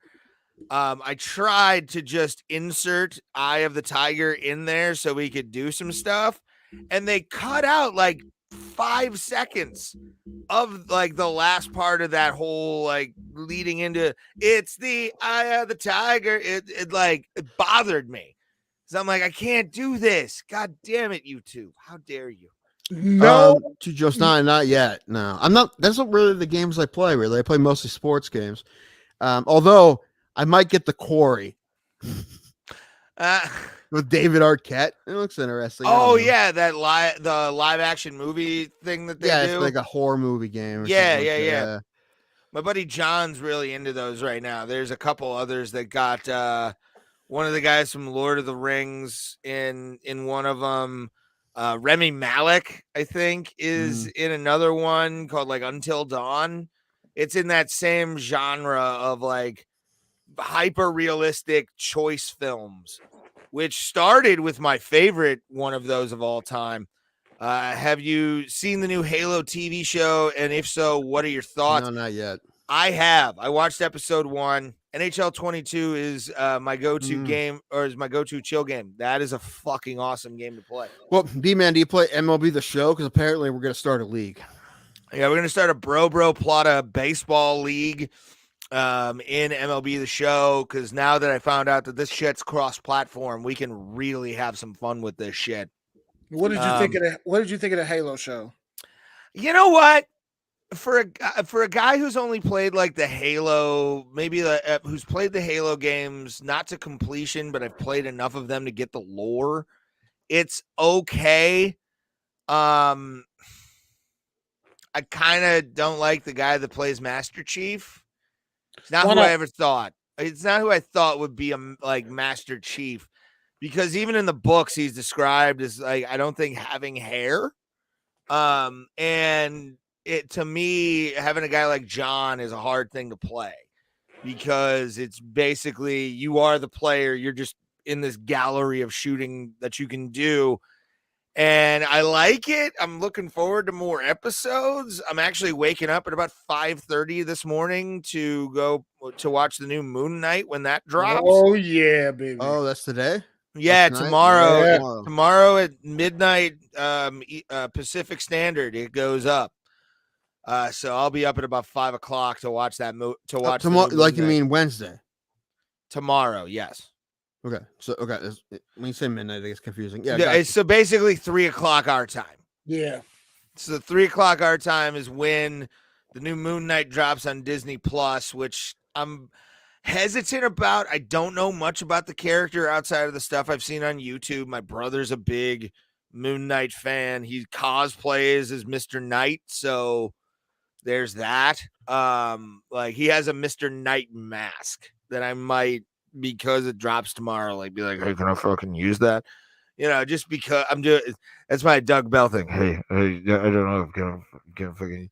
But yeah, I'm looking forward to it. I like Oscar Isaacs, so that's gonna be an interesting thing to watch for sure. And I can't wait till possibly like Werewolf by Night comes in, which I'm familiar with in a comic book level. And they're all leading up to the Midnight Suns, apparently. That's the rumor. I don't know for sure, because now there are more things closely coming out about comics. We're comedians. A Daredevil reboot. What was the question? Wait, you guys are wrestlers? No. Did I hear that right? No, we're comics. I'm a wrestling fan, like a pro wrestling fan. I'm a retired fighter. Yeah, Timothy's got that beautiful 0-1 amateur record that he can hang his hat say on. this, number one, it was really great to see Chad Truckovich get some UFC fights. That guy, Chad Truckovich refereeing. You were telling me about that guy. You wouldn't let me. You're not going to let me finish it. You're not going to let me tell you the story. He was a good ref. He finally got some UFC fights. He's done Bellator before. He's a staple in MMA fights in Ohio. I've seen him for years. And the weekend before that, he was doing amateur fights in a bingo hall in Akron. And then the next week, he's doing UFC in Columbus, doing Askarov and Kaya France. And then, but also my one MMA fight I did have in 2013, he was also my ref. So it was really cool to see him finally get that. And he's a great ref. I really hope he gets some out-of-state gigs from the big promotions too. Because he's been a great ref and he's really, really, really well respected in Ohio MMA. Yeah, and when Chad Truckovich, Two Joints is asking a question for himself. You said convicts, right? I mean, I've never had anything. My record's clean, and honestly, there's only one of us, and I wonder which one it might be. You mean the stereotype? I mean, I love you. You know that. Tim looks like he could have did some. I had DUI. Yeah, I'm the only one with a clean record on this That's show. Apparently, impossible. But I've never been Time arrested. will come. but Yeah, this probably. next comment is truly the staple of our podcast. Oh boy, I honestly thought Mick Foley was a host for a minute. Yeah, there we go. Yeah, we get to that a lot too. Listen, I played up too. With Halloween, I dress up like them. So Yeah, that's why I love you. It's and one of my favorite things is anytime you're with Sean Lynch, he always does that Mick Foley.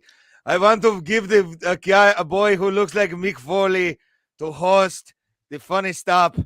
no, it's like I was made in a lab. I want to make a comedian. I give him the body of Mick Foley and the personality of Carol Burnett, Yes, which is really funny to me because I love Carol Burnett. I am though. 2 joints. I am just because was the I question? can make fun of Thomas. 2 joints. Sorry, I'm Is trying to not reset my being Venmo racist. password. That's what I've been doing.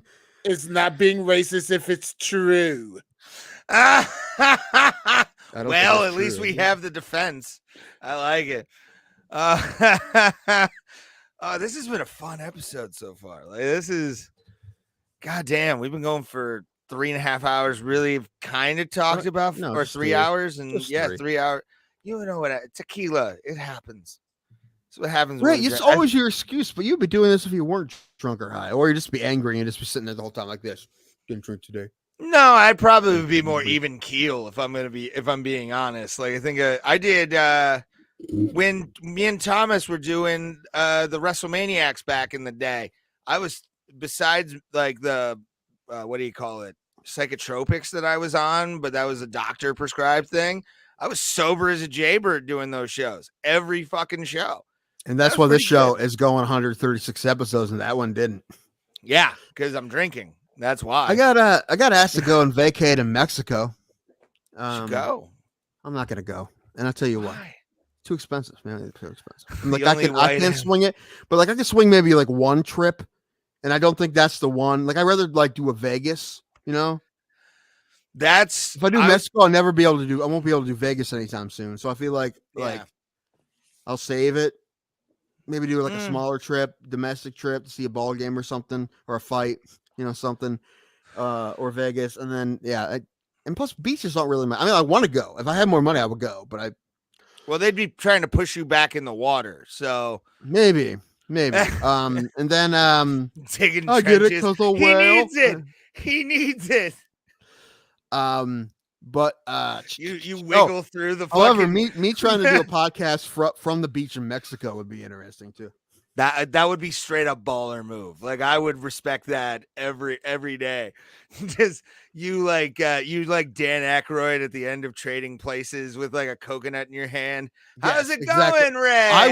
I just watched Trading Places at my grandparents' house. It was on, and I watched it. I'm like, this is a great movie. I love this movie. I'm waiting on Ray to read this one. The only white I loved was Betty White, and now she gave up and died. It's true. I liked Betty White as well. You know who wasn't at the fights Saturday? The boss. Right? I didn't see him. Dana wasn't there. Probably because Stipe was there, and they've still got. That's not why. He just didn't want to come to Columbus. He didn't want to come to Columbus. Why He didn't need to. not? It's fine. He didn't come. But it's Dana. He deserves to be at every show. Although, I mean, he didn't want to go, or else he'd be there, right? that's true. But who cares at this point? I mean, he was in London. It's fine. We got everybody else. You know, He's that got would a be show in the to fight run. night. We got Bruce Buffer. We got Anik and Cormier and Bisbing and Olivi. Yeah, dude. And Like Dean all those Thomas. guys were there. We got them all, and we got Herb Dean and Keith Peterson, Gary Copeland, who looks like a troll. Gary Copeland. Copeland.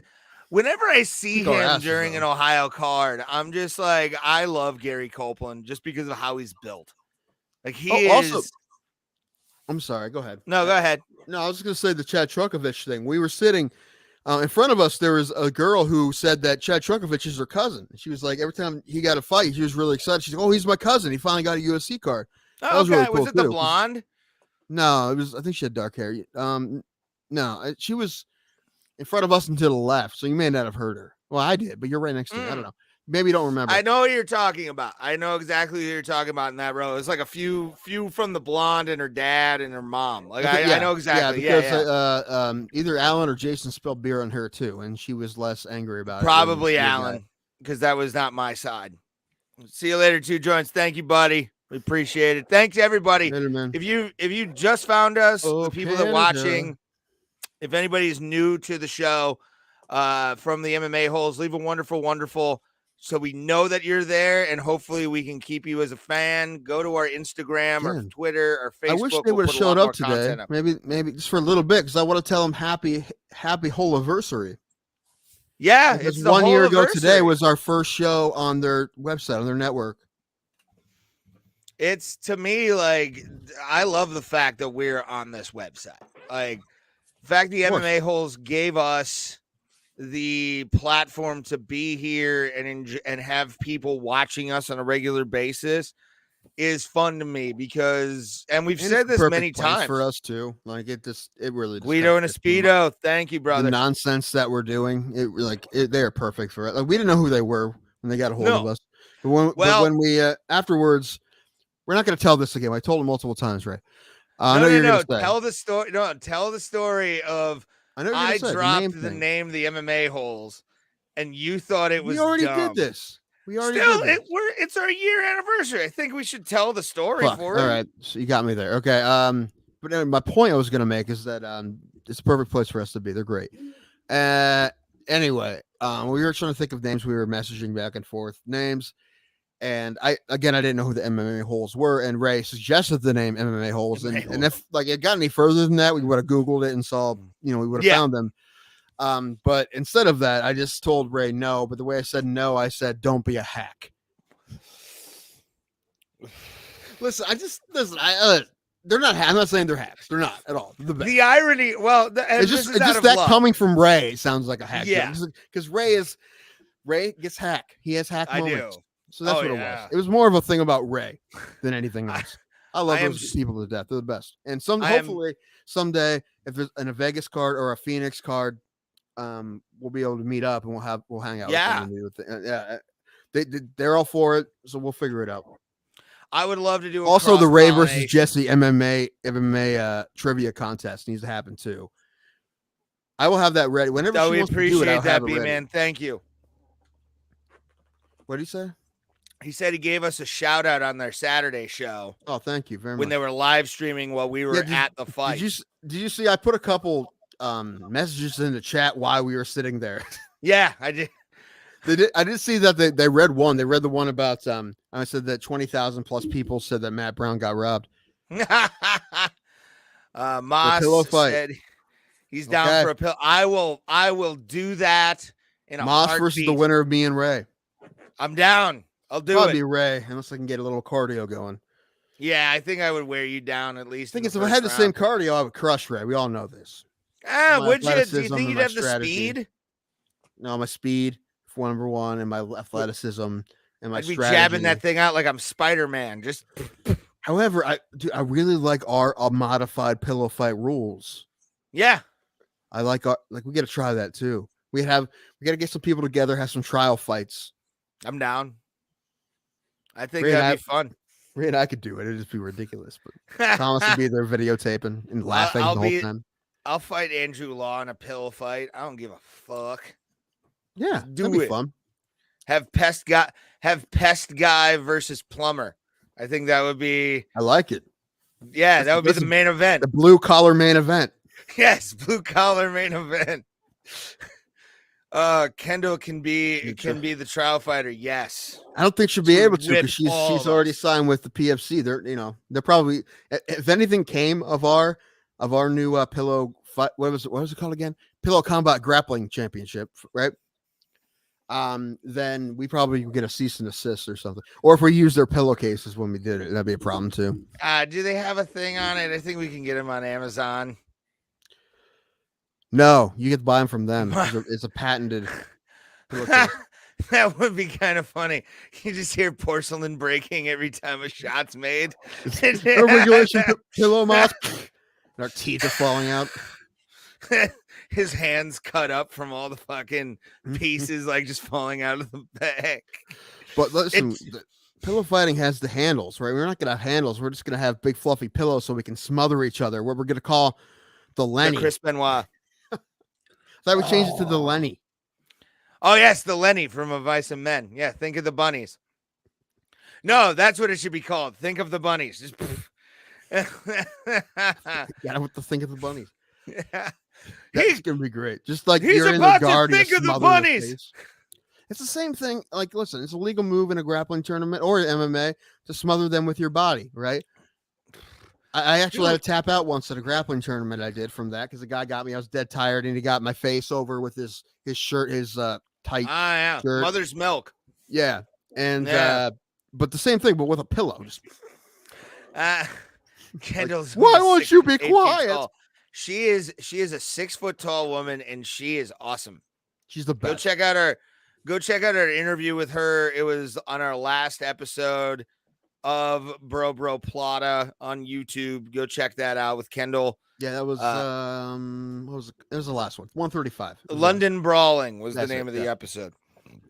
But yeah, she was awesome. she was really cool intense, and- man. Like, shout out to Kendall. Like, she's intense, man. She sold me I on like pillow her. fighting. Yeah, I'm sold now. yeah, she's great, Guido. great. She's awesome. Oh fuck, Guido.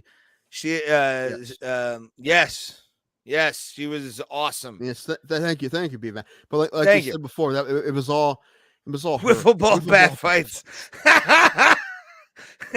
That just reminds me of the Will Smith bat fight video from College Humor. You know what we need to do?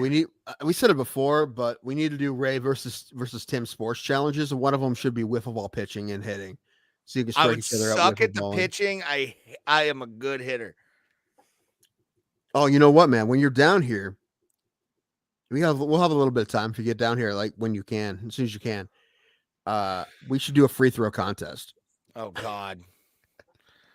Especially after We'll that play All-Star horse. We should play weekend, I horse, think I'm yes. retired from ever You and playing anything however, it'll be with a Saturday, and if it's basketball. warm, the courts will be real backed up. So I don't know. Yeah, if I was anyone's about to on the say, court. in a small town like that, like Yeah, there's courts would only two. be- There's only 2 courts. We could run. We could run with somebody. You want to run? You want to play a no. little?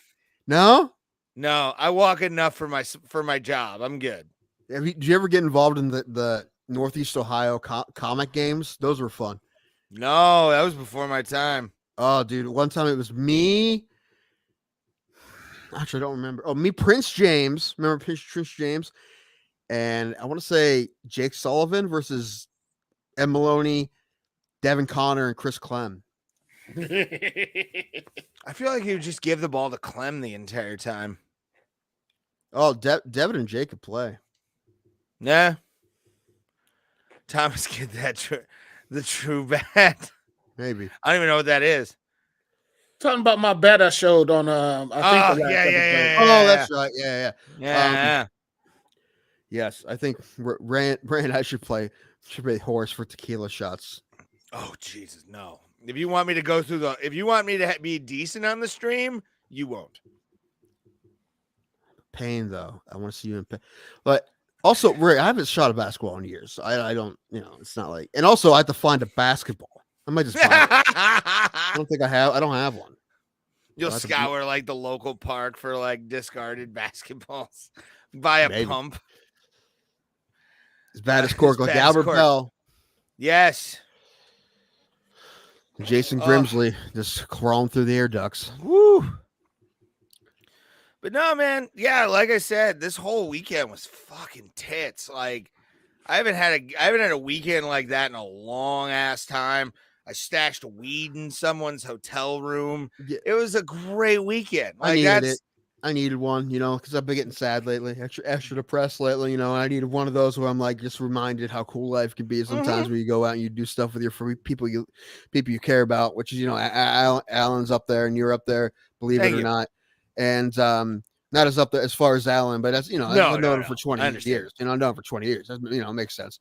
And but you didn't put nearly enough pictures of us together on Facebook. Anyway, you know what? Don't. Yeah, I get why you said that. You.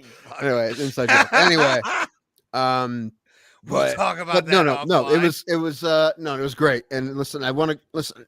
I want to go to more. I want to go to the next one. I want to go to everyone, and I might do a trip. Maybe. Well, I was about to say Even if I have to go by myself, don't let. This is another thing. Don't let. I have no one to go with. Be an excuse for you not to go to something you want to go to. Absolutely, I agree.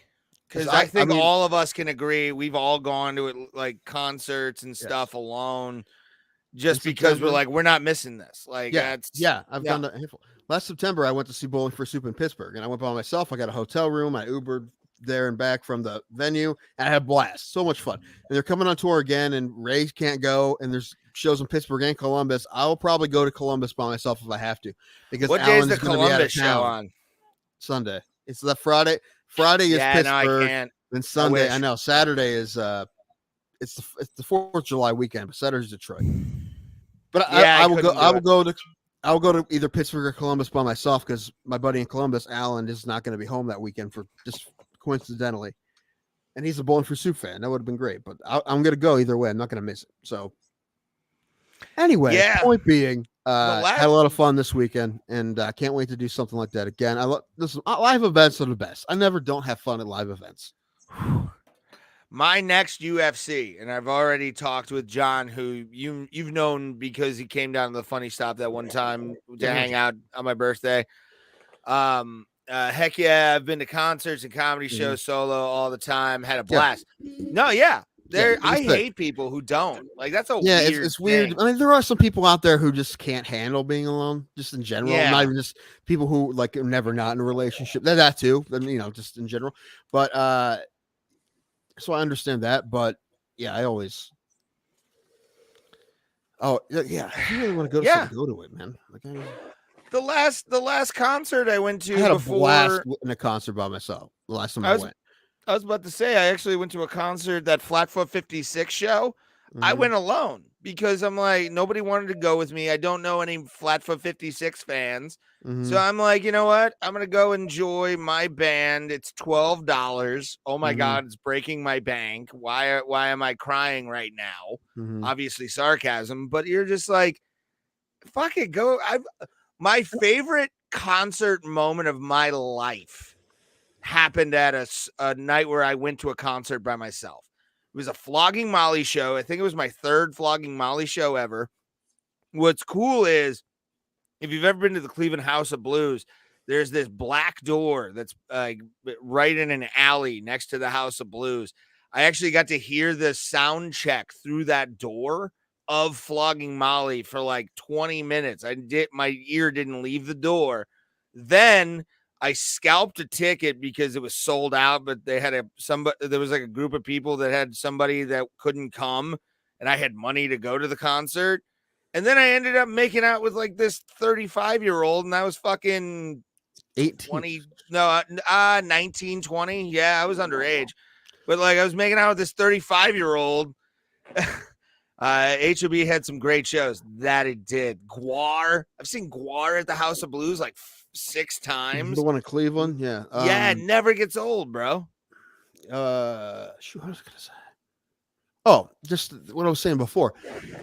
If you feel like you can't have fun at an event because you didn't go with someone else, then you don't really care about that event. You don't want to go to the event that bad. You just want to hang out with your friends. It's a different thing. Anyway, I'm done saying that. I'm just saying, if you don't do it, put John's comment back up. I want John's comment back up right now. I've never paid for sex in my life. Neither have I. Well, yeah, I've seen Rusted Root and Slipknot there. Same show? That would be awesome. 35, Ray. Did his mustache tickle you? No, but at least he was shaved. Because when you go down on a guy, you don't want their pubes in your mustache. Like, that's etiquette. Yeah. That's etiquette. If you have a beard and you suck dick, the other person must be shaved. It's a weird Eskimo kiss almost, right? Getting all tangled. Yeah. You gotta pick individual hairs. So you don't want to do that. It's like getting your fishing lines caught up. I saw a bloody butthole at HOB. Was it the Cambridge room? You have one way or another, or you haven't gotten much. This is true. This is very true, John. Yeah, well, one way or the other, maybe, yeah. But Oh no, B-Man, don't call him out, please. Jesse Ventura goes to whorehouses solo. Probably in Mexico, I would say, because they're cheap. That is a weird dynamic. You were right. Right. It's got one or the other, bro. You got to pick a side. Beard X is a sponge. Sorry. I'm just gonna. I've finished in my own hand, and on my own hand, it felt weird. Like, I felt gross. Sorry, I'm puking a little. StreamYard's doing something funky. Is they? Yeah. What was happening? Fuck. It kind of went away. You guys froze, then I froze, then It might be the internet, to be honest. But we appreciate every single person watching. We're not leaving yet, obviously. Because we could technically, but I think we've still got stuff to talk about.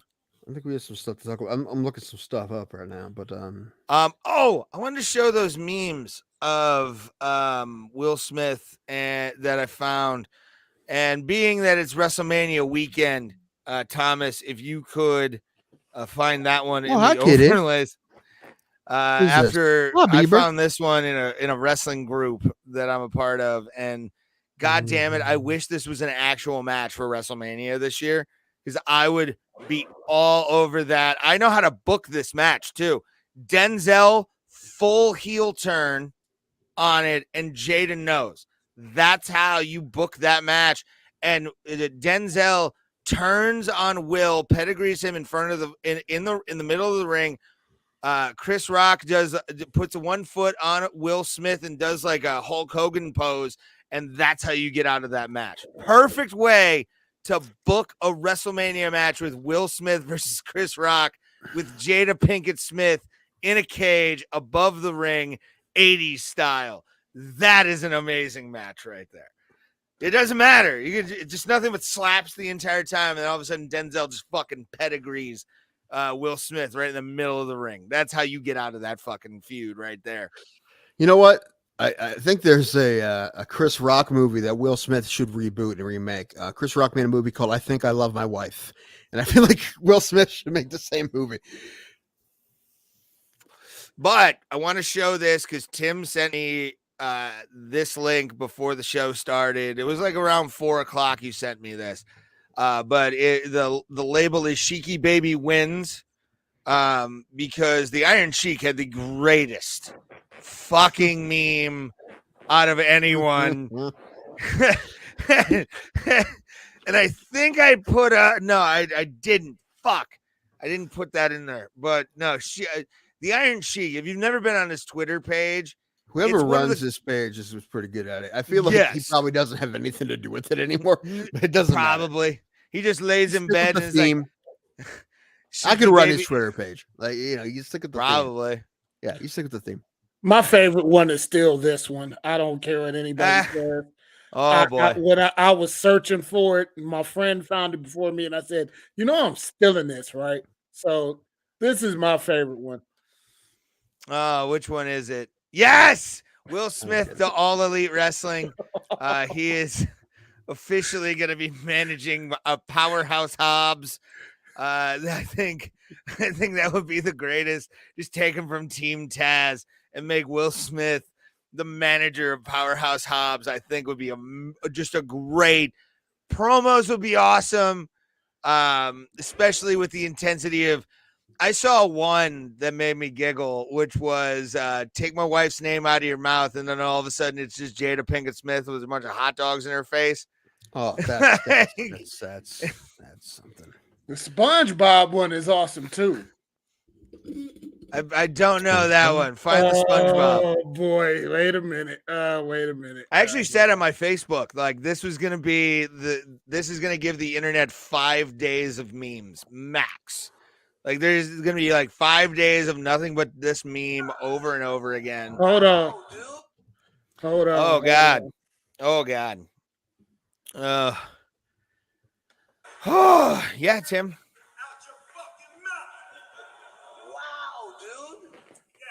What are we looking for here? He's just playing the audio. I think I'm fine with Oh. that.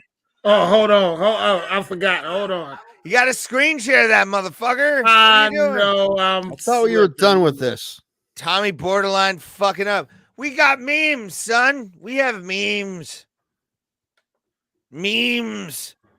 I'm This is done what with makes the this. internet go around. Don't you know that? Oh God, it's. Oh. Yeah, I did see this one. Out your fucking mouth. Wow, dude. It was a G.I. Jane jump. That is every open mic comic ever. Kinda, yeah. It really is. Going to.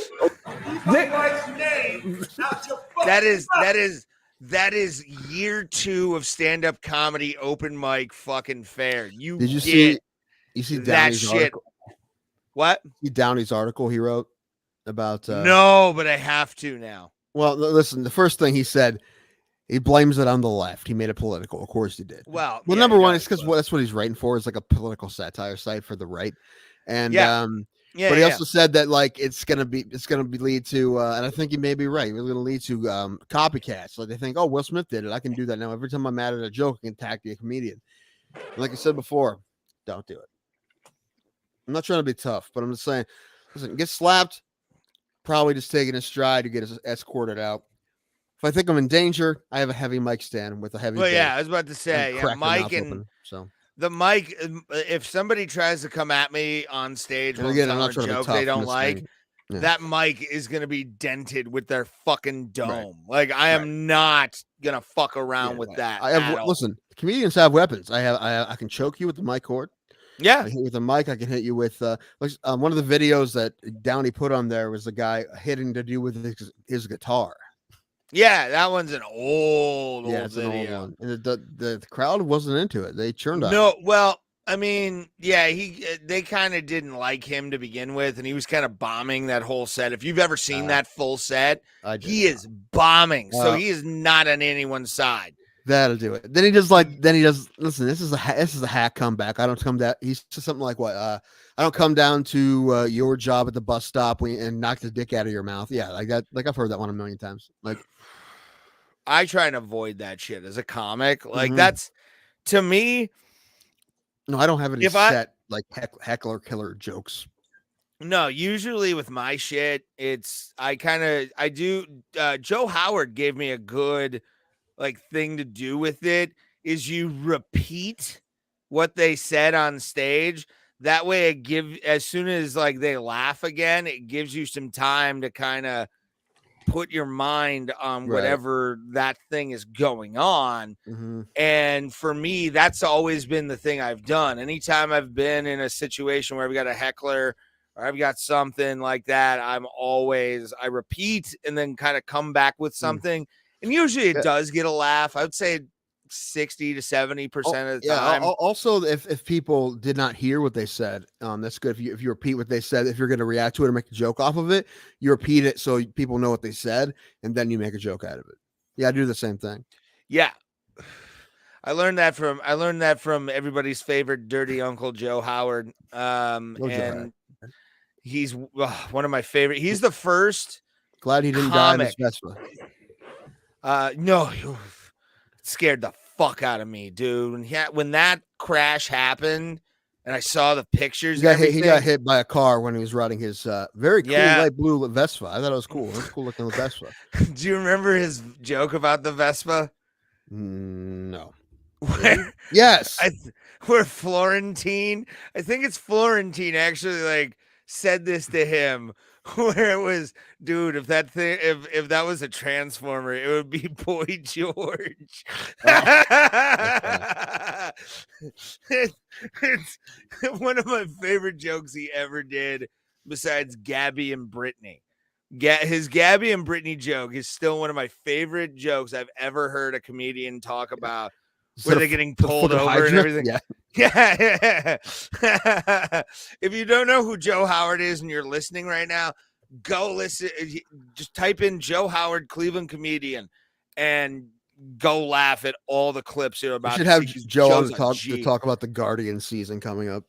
That would be cool, and he'd probably also keep yelling at me for like exposing him to COVID-19. But Well, shit that's what you happens. get. He was at the strip club with me. He was at the fucking. He was the comedy guy that club. always tried to get all the comics to go to the Happening Lounge, which was the creepy strip club across from the comedy club. Anyway, it's not there anymore. Anyway, Tom and Ray, they don't know. Get who the graphic up. Can I not sing my song, Ray? You don't have to interrupt. Like, you know better. This is why I yell at you, because you know better. No, I don't. Tom and Ray, they don't know who Tim is gonna pick this week in Seiko or Blue Ho. I guess we'll have to wait and see who is Tim's hero of the week. Just pulled this up. This is fun. Okay, here's the headline. Ohio woman calls 911 to complain about her KFC order. Again? Somebody does this?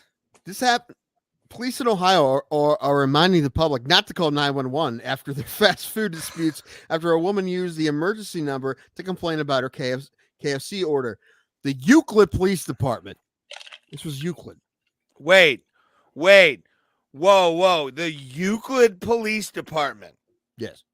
Are we talking the Lakeshore location? Chagrin Valley. Oh, it wasn't the Lakeshore. Oh, okay. Received a 911 call on Tuesday from a woman who told the dispatcher she did not receive enough chicken in her KFC drive-thru. The woman says she had paid for 8 pieces of chicken, only received 4. Quote, I got 4 pieces of chicken and I want my chicken, end quote. She told the dispatcher. This dispatcher advised the woman that her problem was a civil matter that should be discussed with the store's manager, but she insisted on an officer being sent to the store. The department said an officer arrived at the eatery and told the woman there's nothing he could do about her issue. Euclid Police Chief Scott Myers said that the situation should serve as a reminder to the public. 911 is not for non-emergency issues. Quote, while we're here to serve the public, and an incorrect drive-through order is not a police matter. This was end quote. Okay, so that's hilarious. And of course, it happened in Euclid.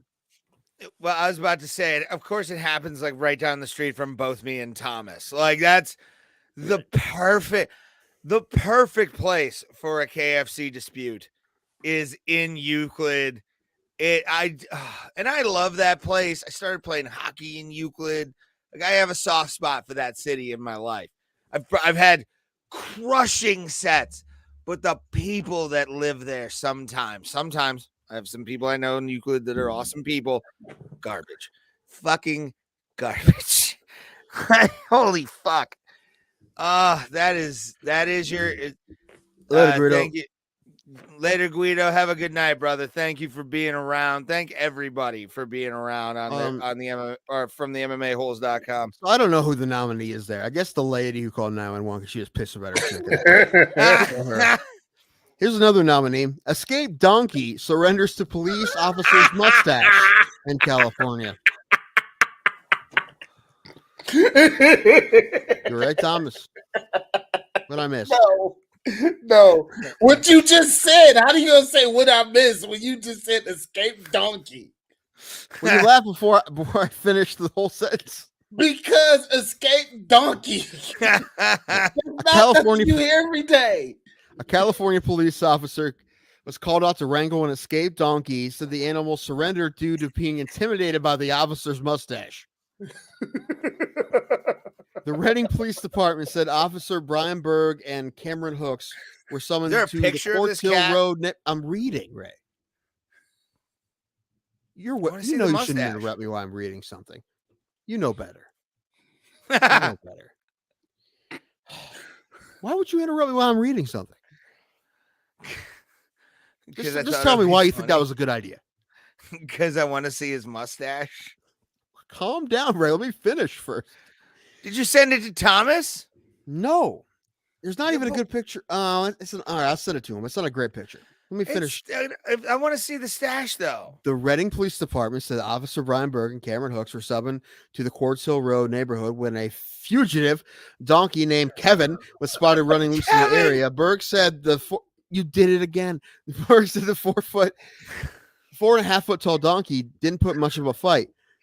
Quote, so there I was, Berg told the Ricker Searchlight newspaper. I get there and he's looking at me and I'm looking at him. His ears are pinned back and I'm thinking about running. But like most people I deal with, he saw the mustache and said, I give up. Berg said Kevin turned to be a nice donkey. We have some great help with the neighbors helping to feed Kevin apple. Okay, so all right, I'll send it to him. I'll send him the link here. That sounds like the start of a really bad German porn. A fugitive donkey. Maybe. Fugitive. Oh, you like my Donkey. mustache, donkey? Oh, I mean, it's a good mustache. It's not a great picture of it though, but it's a good mustache. I don't give a fuck. I want to grade this I man's already mustache. sent it, Raymond. Good. You should have sent it beforehand. I just saw it. Did you? Calm down. Yeah, calm down. Son This of a guy. bitch. See, this is guy. why we have low ratings. You. It's you. No, I am fun and entertaining. I don't know Who about am it. I? Oh my! No, I guess it's Thomas. Y'all two behave, or No, I'm coming down that's there. not it. Yes, Thomas. Coming down there. All right, let's see this fucking mustache. guy, courtesy of UPI. You know Yeah, what? You that's know No, what? it's a bad picture.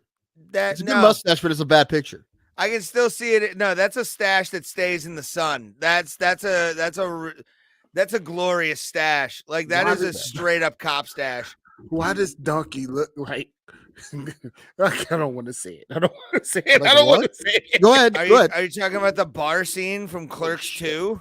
No, this donkey looked like he looked like me when I got caught on my case. It's like motherfucker. He looked really depressed that he got caught by the All I cop. wanted was carrots, bro. That's all I wanted.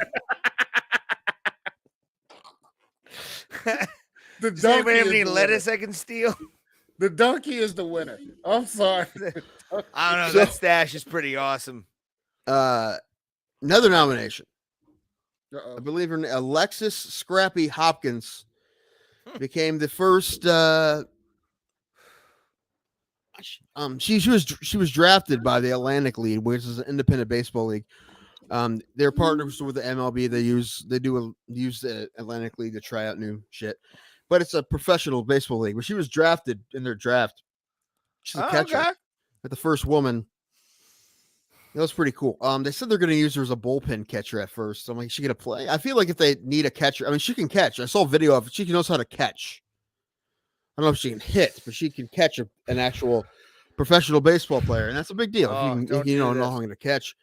So this was the team. Maybe the team was the Kentucky Wild Health Genomes. Is the name of the team. Ray, why are you laughing, you monster? I'm being serious, and Ray's just being a fucking dick. Oh, no. Well, first you said she can catch. I hope she can. And then second of all, she's gonna be in the bullpen. So at least the pitchers will be happy every time they walk onto the mound. Red card. Red card. Absolute red card. I'm okay with it. Red carded. I went Next full episode is just Hanson going to be Brothers me and and Thomas. I Slapshot. should look forward to that someday. Just the me and Thomas episode. We'll have nice discussions about I'll nap. I the don't care. world. I'll nap and watch it on TV. Okay. Are we doing the show Friday? What do you got going on Friday?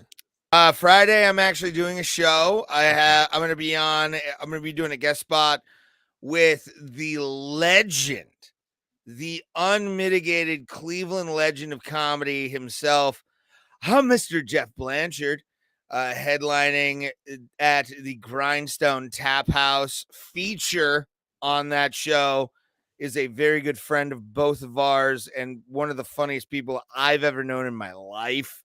The lone wolf himself, Mr. Tim Wolf. We need to He get Tim will Wolf be- on this show. Yes, I want love Tim Tim on this Wolf. show bad. Tim's one of my dude. favorite people on earth. I hated him for about 36 hours one time. Besides What? that was years ago. Whoa. What's the story? I can't tell the story. Okay, well, off it. We'll talk about it off. Well, it was about a girl, because of course it was. Oh, okay. Then Like, not and looking back, it's fucking stupid and ridiculous. But I was Good, pissed at him for good. about like 36 hours, right? Anyway, Who's your winner? because I, But the and I host is love going to him. be Brendan Petrie, or Petrie, however you fucking say his last name. I usually call him I've Petrie. never just met because. that guy actually, which is I saw him. He's a nice guy. We had some friction in the beginning, but yeah, because I Ray met him has at friction with everybody. Well, Ray no, it looks was, to be in a. we were at the Funny looks to hate Stop, and I had people. met him on a Wednesday, and he didn't remember me at Make 'Em Laugh Monday the following Monday. Like, I had seen this kid do stand up and thought he was funny, and he didn't know who I was. And that's why you were mad, because he didn't know who you were. You would. Well, yeah, because we met a few days before. That's such like, a Ray move. You don't know who I am. Oh no, the funny part is I crushed at Make 'Em Laugh Mondays that night, and he came up to me and was like, "I'm sorry, dude." And we became friends ever since. Like, I love Brandon like a lot. He's a great guy. I've been on the podcast. Ray the was Brown going. Petri Dish, so check that out as well. They're very funny guys. Ray was going up to strangers at the fights in Columbus, saying, "Why haven't you asked me for a selfie? Yeah, pretty much. Do you not know who I am?" Yeah, I'm that guy that you've seen before. That would actually, you know what?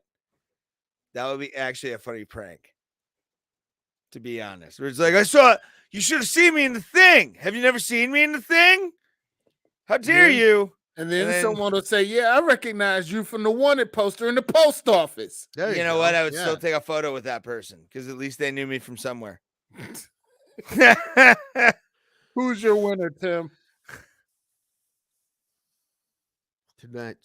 This week's Hero of the Week, Christopher Rock. All right, listen, this guy could have handled that a whole lot worse than he did. And we talked about it earlier, but so I'm not going to get into any more details. But the fact that he Go was back and listen to it because able to go, no, it's the fact that he was able to be professional through the whole thing. Yeah, you know, I mean, like he could have ruined the Oscars if he decided to. People are like, "Oh, he's being a bitch, he won't fight back." I'm like, he's on national television, and after that happens, the only one that looks like a dick is Will Smith. If he attacks him or does anything or even screams at him, he looks like an asshole too. But he was perfect. And he was listen. If it was a comedy show, one of his comedy shows, it'd be a different story, right? He would go off on that person. He'd probably be hilarious because it's Chris Rock. As you get escorted out by security, it's different. But he was on the Oscars, and he handled it about as good as he possibly could have. So this week's Hero of the Week, Chris Rock. Yeah, Chris Rock. Let's go through the fights real quick that we didn't talk about because I do want to talk about them. Sure. I think we got through a lot of them. I think the ones we didn't talk about, the Katsi, who was listen, it wasn't the world's most exciting fight, but the Katsi realized he's fighting a kickboxer, and even though he's also a stand-up guy, he's a better MMA fighter than he is, and he could beat him in an MMA fight. So he used his wrestling, and he wrestle fucked him. Yeah. A lot of people weren't really into it, and they booed DC when he told them it was the correct strategy. Yeah, but I mean, if you're But it was in an MMA fight, if you can take a guy to the ground a bunch and win on that, like I'm not Habib. I just don't. I don't like Habib because of other reasons. So it kind of bleeds into the MMA thing. I still blame him for the Dolly incident. If he would have just kept his mouth shut, Connor wouldn't have flown on a jet. That's like blaming Chris Rock for Will Smith. That's exactly no. Way different. Way fucking different because he's a comic and I have to defend Chris Rock on that. Like, it's a joke. Fucking, if you're going to slap somebody over a joke, you're the fucking cunt, not anybody else. It's the person slapping the joke teller. They're a piece of shit. The dick is the guy throwing a dolly through a bus window. No, yes. that's I don't justified. see any scenario where that's not. Justified. Unless he's trying to save like a dog who's trapped in the bus. I don't see how that cannot be the case. I mean, you have to look at it. Like when I saw that slap video, the first thing I sent to a friend of mine, or to John actually, who went with us to the UFC on Sunday. I sent that video to him and I went, this is going to be a problem. And guess what? I was fucking right. And I knew it was going to be a problem. I understood how crazy Conor McGregor was and nobody else. This was sort of the finding the bodies in the crawl space. And all of a sudden it's like, he was such a quiet man. No, Conor has always been a crazy fuck. And the fact that people were dumb enough to think that that wasn't going to happen after Khabib slapped Artem Lobov, who was his best friend, you're the fucking moron for thinking that Conor's in the wrong. Because Conor throwing a bus through a dolly. So one thing if he punched him. Yeah, but Khabib smacked his best friend. Dude, I'll be right back. She hasn't had to cancel it. God, you're gonna drive me nuts. She hasn't had to cancel his fight because he get glass in his eye. Like, listen, there's one thing to hit him, dude, but he threw a dolly through a bus and endangered other people. How can you say he was in the right for throwing a dolly in a bus? Yeah, look at the guy with the silly hat for not getting off the said. bus like a man and staying on it like a fucking So you're sissy. endanger innocent people. That's fucking Khabib totally endangered everybody in that bus. Khabib did by not getting out. For sure. If you're dumb enough to think that Conor wouldn't have done that, you're an idiot. Like, Conor is a psychopath. And the fact that people blame Conor for this is fucking ridiculous, dude. Like, Conor did nothing wrong. Absolutely nothing wrong. Bus and cut Michael Chies's eye. You know what? I guarantee you, somebody bitch smacks fucking Islam, Khabib is gonna pull their fucking head off like Sub-Zero in Mortal Kombat. Well, that's different, man, because he didn't endanger innocent people that have nothing to do with it. Yeah, guess what though? Khabib would have done the same fucking thing if it was like an Islam or somebody like that. How many dollies has he thrown through a bus and cut other people's eyes? Has he had the chance to? None. Has he had the chance to? You always had the chance to. Every time there's a bus and a dolly. Every time you get a chance. Fuck with Islam. Slap him. See what happens. Don't come off a bus and be a sissy and be like, oh, I'm here, Conor, on the bus. You know Conor's going to be crazy enough. I don't blame him for being mad, but when you endanger other people that have nothing to do with it, it's ridiculous. Yeah, I know. Khabib should never have hit Artem. I totally agree with you, Tim. That too. But let's say that started the whole thing. But, throwing a ball through a bus and getting other guys cut, like, come on, man. That's not. Again, Khabib would have, this all could have avoided if Khabib would have gotten off the bus. Just saying. If they would have had a pull apart where it's security, the bus was leaving, wasn't it? Probably, but again, Khabib could have been like, "Stop the bus! I'm going to get out and talk to him." Well, even it would have been okay. He could have waited. He could have waited later. No. Conor, the way Conor was worked up.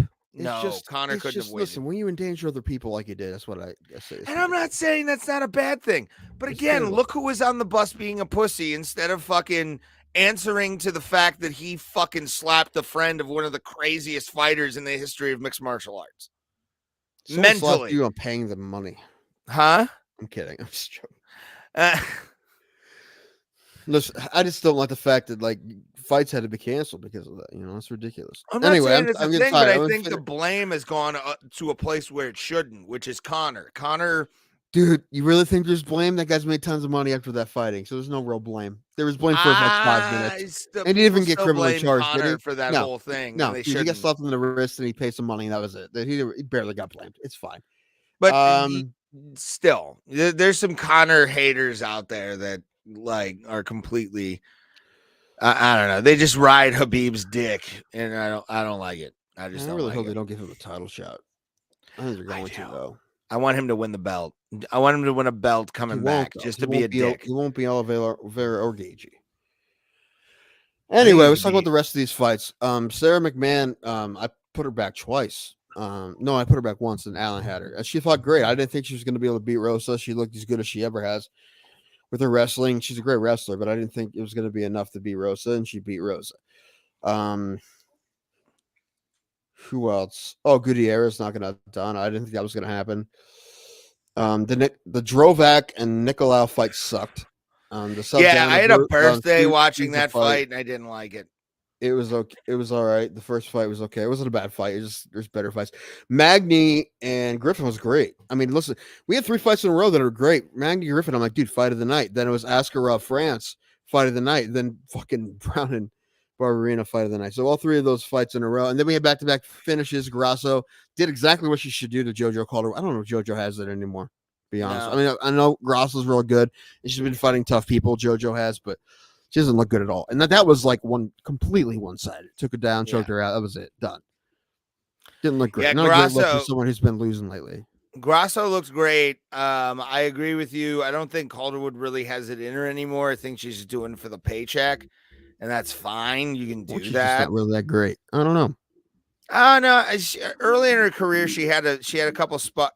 My English teacher in 8th grade had the greatest way to describe me, and it's how I'm going to describe her. She's had sparks of brilliance, and like There's no way you have literally, spark of brilliance. well, if you saw my writing when I was a kid, it was okay. Yeah, I was the Actually. same way. I would like fail the class, but my writing assignments were good. Yeah. I'd always make sure to like follow every single like rule and shit. But like, JoJo, man, like I think honestly, next fight might be her last in the UFC because she really hasn't She doesn't done win. anything. I mean, she's losing to tough people, but still. But yeah, I mean, she just gives up a lot easier. I mean, Grasso got her pretty easily. And yeah, that's what I'm saying. She gave up in that fight. She gave up. She just got smothered. But still, I mean, she just got beat. Like, listen, don't take anything away from Grasso. Grasso beat her ass. So at all. No, yeah, I agree. But I don't know, man. Like, yeah, JoJo, if she loses next, I'd say send her to fucking Bellator or 1, man. It's not how it works. Well, no, but you know what I'm saying. If I was her agent, I know the contract would be up, and I'd be immediately going other places. The French chick beat Jennifer Maia, and she looked great. She's tough. She's gonna fight someone real tough. Now, Maia's tough, so she's gonna be climbing the ladder and fighting someone who's a monster real soon. Let's see where she is in the rankings. She called out the French girl called out Caitlin Jukagian, which I think would be a good fight. That's a good fight. I think she beats her. To be honest, yeah, I think she would beat Caitlin Jukagian. Jukagian's always underrated. In every fight, it looks like she's like, gosh, she's gonna. But the thing is, the only way you beat her is to knock her out. She only loses when she gets knocked out. Yeah. She outpoints basically everybody she fights. I mean, I think so. Unless she gets knocked out. Let's take a look at the rankings quick though. Women's, that's flyweight, correct? Yes. Oh, Amanda Hebus is moving to flyweight to fight somebody. I forget who it is. I'd look it up, but it isn't. Chicanian's ranked number 2. Where do they rank? Oh, she's not even on. Oh, she's not even on the list. Really? Didn't they come out today? Where's Maya is? Oh, okay. No, Maya's still ahead of Farhat. Farhat is 7. Maya's 6. That would be a good fight. Mackenzie Dern and Tisha Torres is fighting on the pay-per-view next, and that should be good too. Tisha Torres has been on a tear. She's been looking great. Has. All right. I believe that's it. Yep. I think it is a wonderful time to call it a night. We appreciate every single one of you psychos for Everybody joining gave up us. on us. No, not really. Can you guys each tell me the last time you shit your pants? I probably 4. I haven't shit my pants in ever as an adult. Never. I've had dingleberries and shit, but I've never like shit my pants as an adult. Like ever since I turned maybe 9, I can't remember at the latest, I've never shit my pants. To the point that it was like a problem, like I can't remember. Was working out in 2006. That's different. I think if Was you're that going the last ham, time you worked out, Thomas? Honestly, it was the last time I intensively worked out. I can imagine. Yeah. You look like a Boston Sorry, Marathon I runner, either. just legs covered. Dude. And explosives. Damn it. I'm so sorry. Well, Damn if it. you're You talking said, about but you diarrhea, said Boston sure. Marathon, so I apologize, everybody. I don't even like that joke. I'm gonna go Nah, full reading why Rainbow. did you do that? LeVar Burton right here for the rest of the episode. You going Got new Jordy? I headphones, by like way. the I got them last Jordy. week. You going full Jordy? Cool. Mhm. You actually kind of look like who's the dude from Mortal Kombat who's blind? Blind Raiden? Kenshin. Huh? Raiden? Blind Kenshin. Is that the Kenshin's the dude's name? Yeah. Okay, yeah. He kind of like Kenshin from or if he was like he'd be like the one-eyed man is king in the land of the blind kind of like level. where it's like I can kind of see, but In the land of the fake blind, it. Michael Bisping is king. He is for sure. Oh, he's Especially when he's running by. We got a cat before we leave. That is awesome.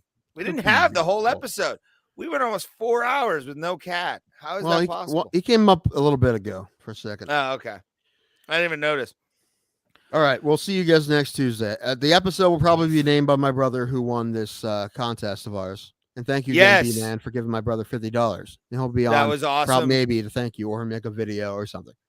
Thank you, B-Man. You're an amazing human being. You are. And we are Bro Plata. We are sexy for Thomas Pope, for the always sexy big man, Atima Denko. I am Ray Highclack. And as always, see you at the Kumite, fam. Peeves. Tell Ray, wear deodorant, you son of a bitch. Wear deodorant.